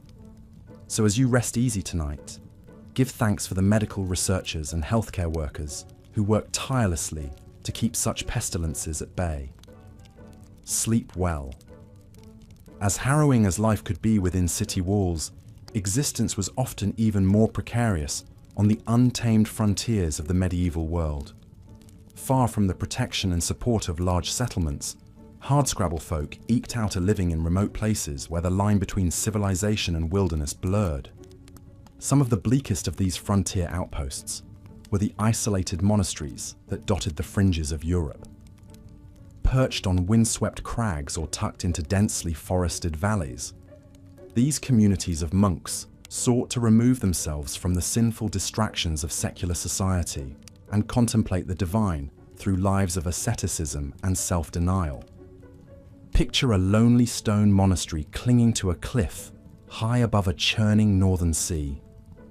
Established by a breakaway religious order seeking purity through hardship, its handful of grey-robed brothers endure a daily battle against the elements just to survive. Lashed by icy rain and hail, the monastery grows little in its rocky soil, besides hardy root vegetables and sour apples. The monks must rely on a small flock of ill-tempered goats for milk and cheese, supplementing their meagre diet with whatever tough, oily fish they can pull from the waves. Hunger is a constant gnawing companion. When they're not toiling in the gardens or mending storm-damaged buildings, the brothers spend long hours in compulsory prayer and solemnity, denied even the small comforts of laughter, song, or a warming fire. At night they retire, shivering to their dank cells to sleep on thin pallets, wrapped only in their coarse woolen robes. No one feels the weight of this joyless existence more than Brother Adamnan. As a young man, Adamnan committed a shameful sin of the flesh. Disowned by his noble family, he was packed off to this remote monastery to cleanse his soul with a life of penitence. Now in his 50th year, with an aching back and hands gnarled by toil and arthritis, Adamnan grapples daily with his choice to take holy vows. Was trading fleshly pleasures for spiritual purity really worth a lifetime of cold, solitude, and ceaseless labor? He wrestles with anger at the zealous abbot who drives the brothers mercilessly, and doubt about a God who would consign his servants to such a punishing life. As he lies in his smoky, draughty cell, listening to the mournful wind keen past the arrow slit that passes for a window, Adamnan's only solace is the knowledge that he will soon meet his Maker and discover the ultimate truth.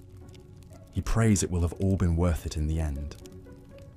Reflect for a moment on how alone and insignificant one man can feel pitted against the vast, uncaring forces of nature and the cruel austerity of religious fervour. As you slip into the forgiving softness of your bed, be thankful for the earthly comforts that people like Adamnan chose to reject in their single-minded pursuit of divine grace. May you be blessed with a deep and peaceful rest. Let's rejoin our lowly foot soldier, cold and hungry, huddled in his damp tent. Night has fallen over the siege camp, but the noxious smells and constant coughing ensure an uneasy rest. He can't escape the heavy sense that something terrible is brewing beyond the shadowy canvas walls. This weary soul is not alone in his nocturnal worries. Across the land, in farms, hovels, keeps and camps, medieval folk are no doubt also lying awake, trying to will themselves to sleep despite the gnawing anxieties that come with this harsh and unforgiving age. They may vary by circumstance, but their common theme is dread for what terrors may emerge with the dawn's light. In the pitch-black dungeons, emaciated prisoners listen intently to the scurrying of rats, wondering if sleep will bring relief or if they will join the cell's former occupants, now just brittle piles in the fetid corners. Pangs of hunger twist their innards, as if the jailer's aim is as much to starve the body as to break the spirit. High above in the Lord's chamber, even the nobility wrapped in furs and feasting on capons find their slumber uneasy.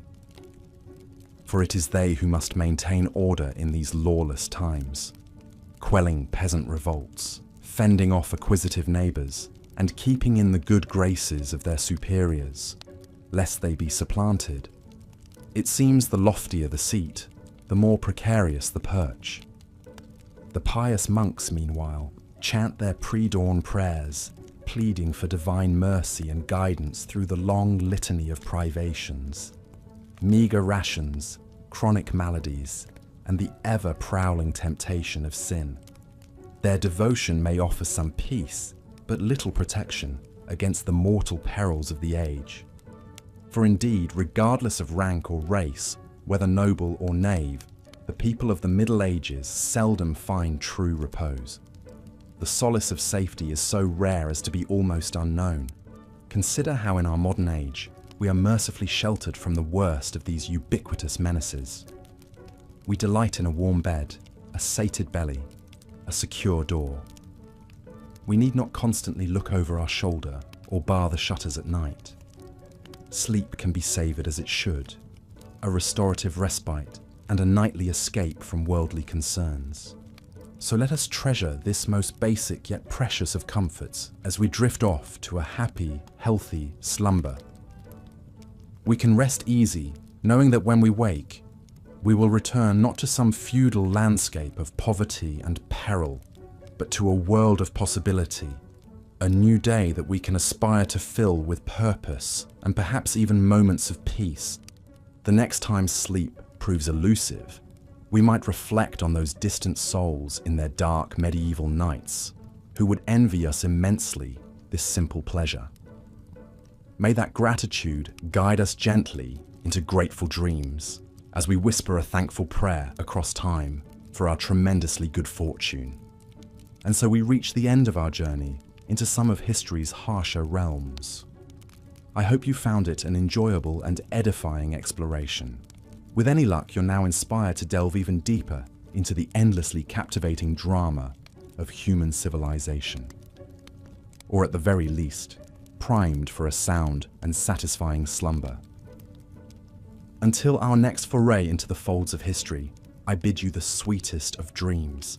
And if you've enjoyed our time together, I would so appreciate you sharing that by liking this video and subscribing to the channel so that we may embark on many more adventures to come. Thank you so much for accompanying me on this passage to the past. Good night, sleep tight, and do remember to count your blessings, historical and otherwise. Farewell for now, my dear chrononauts.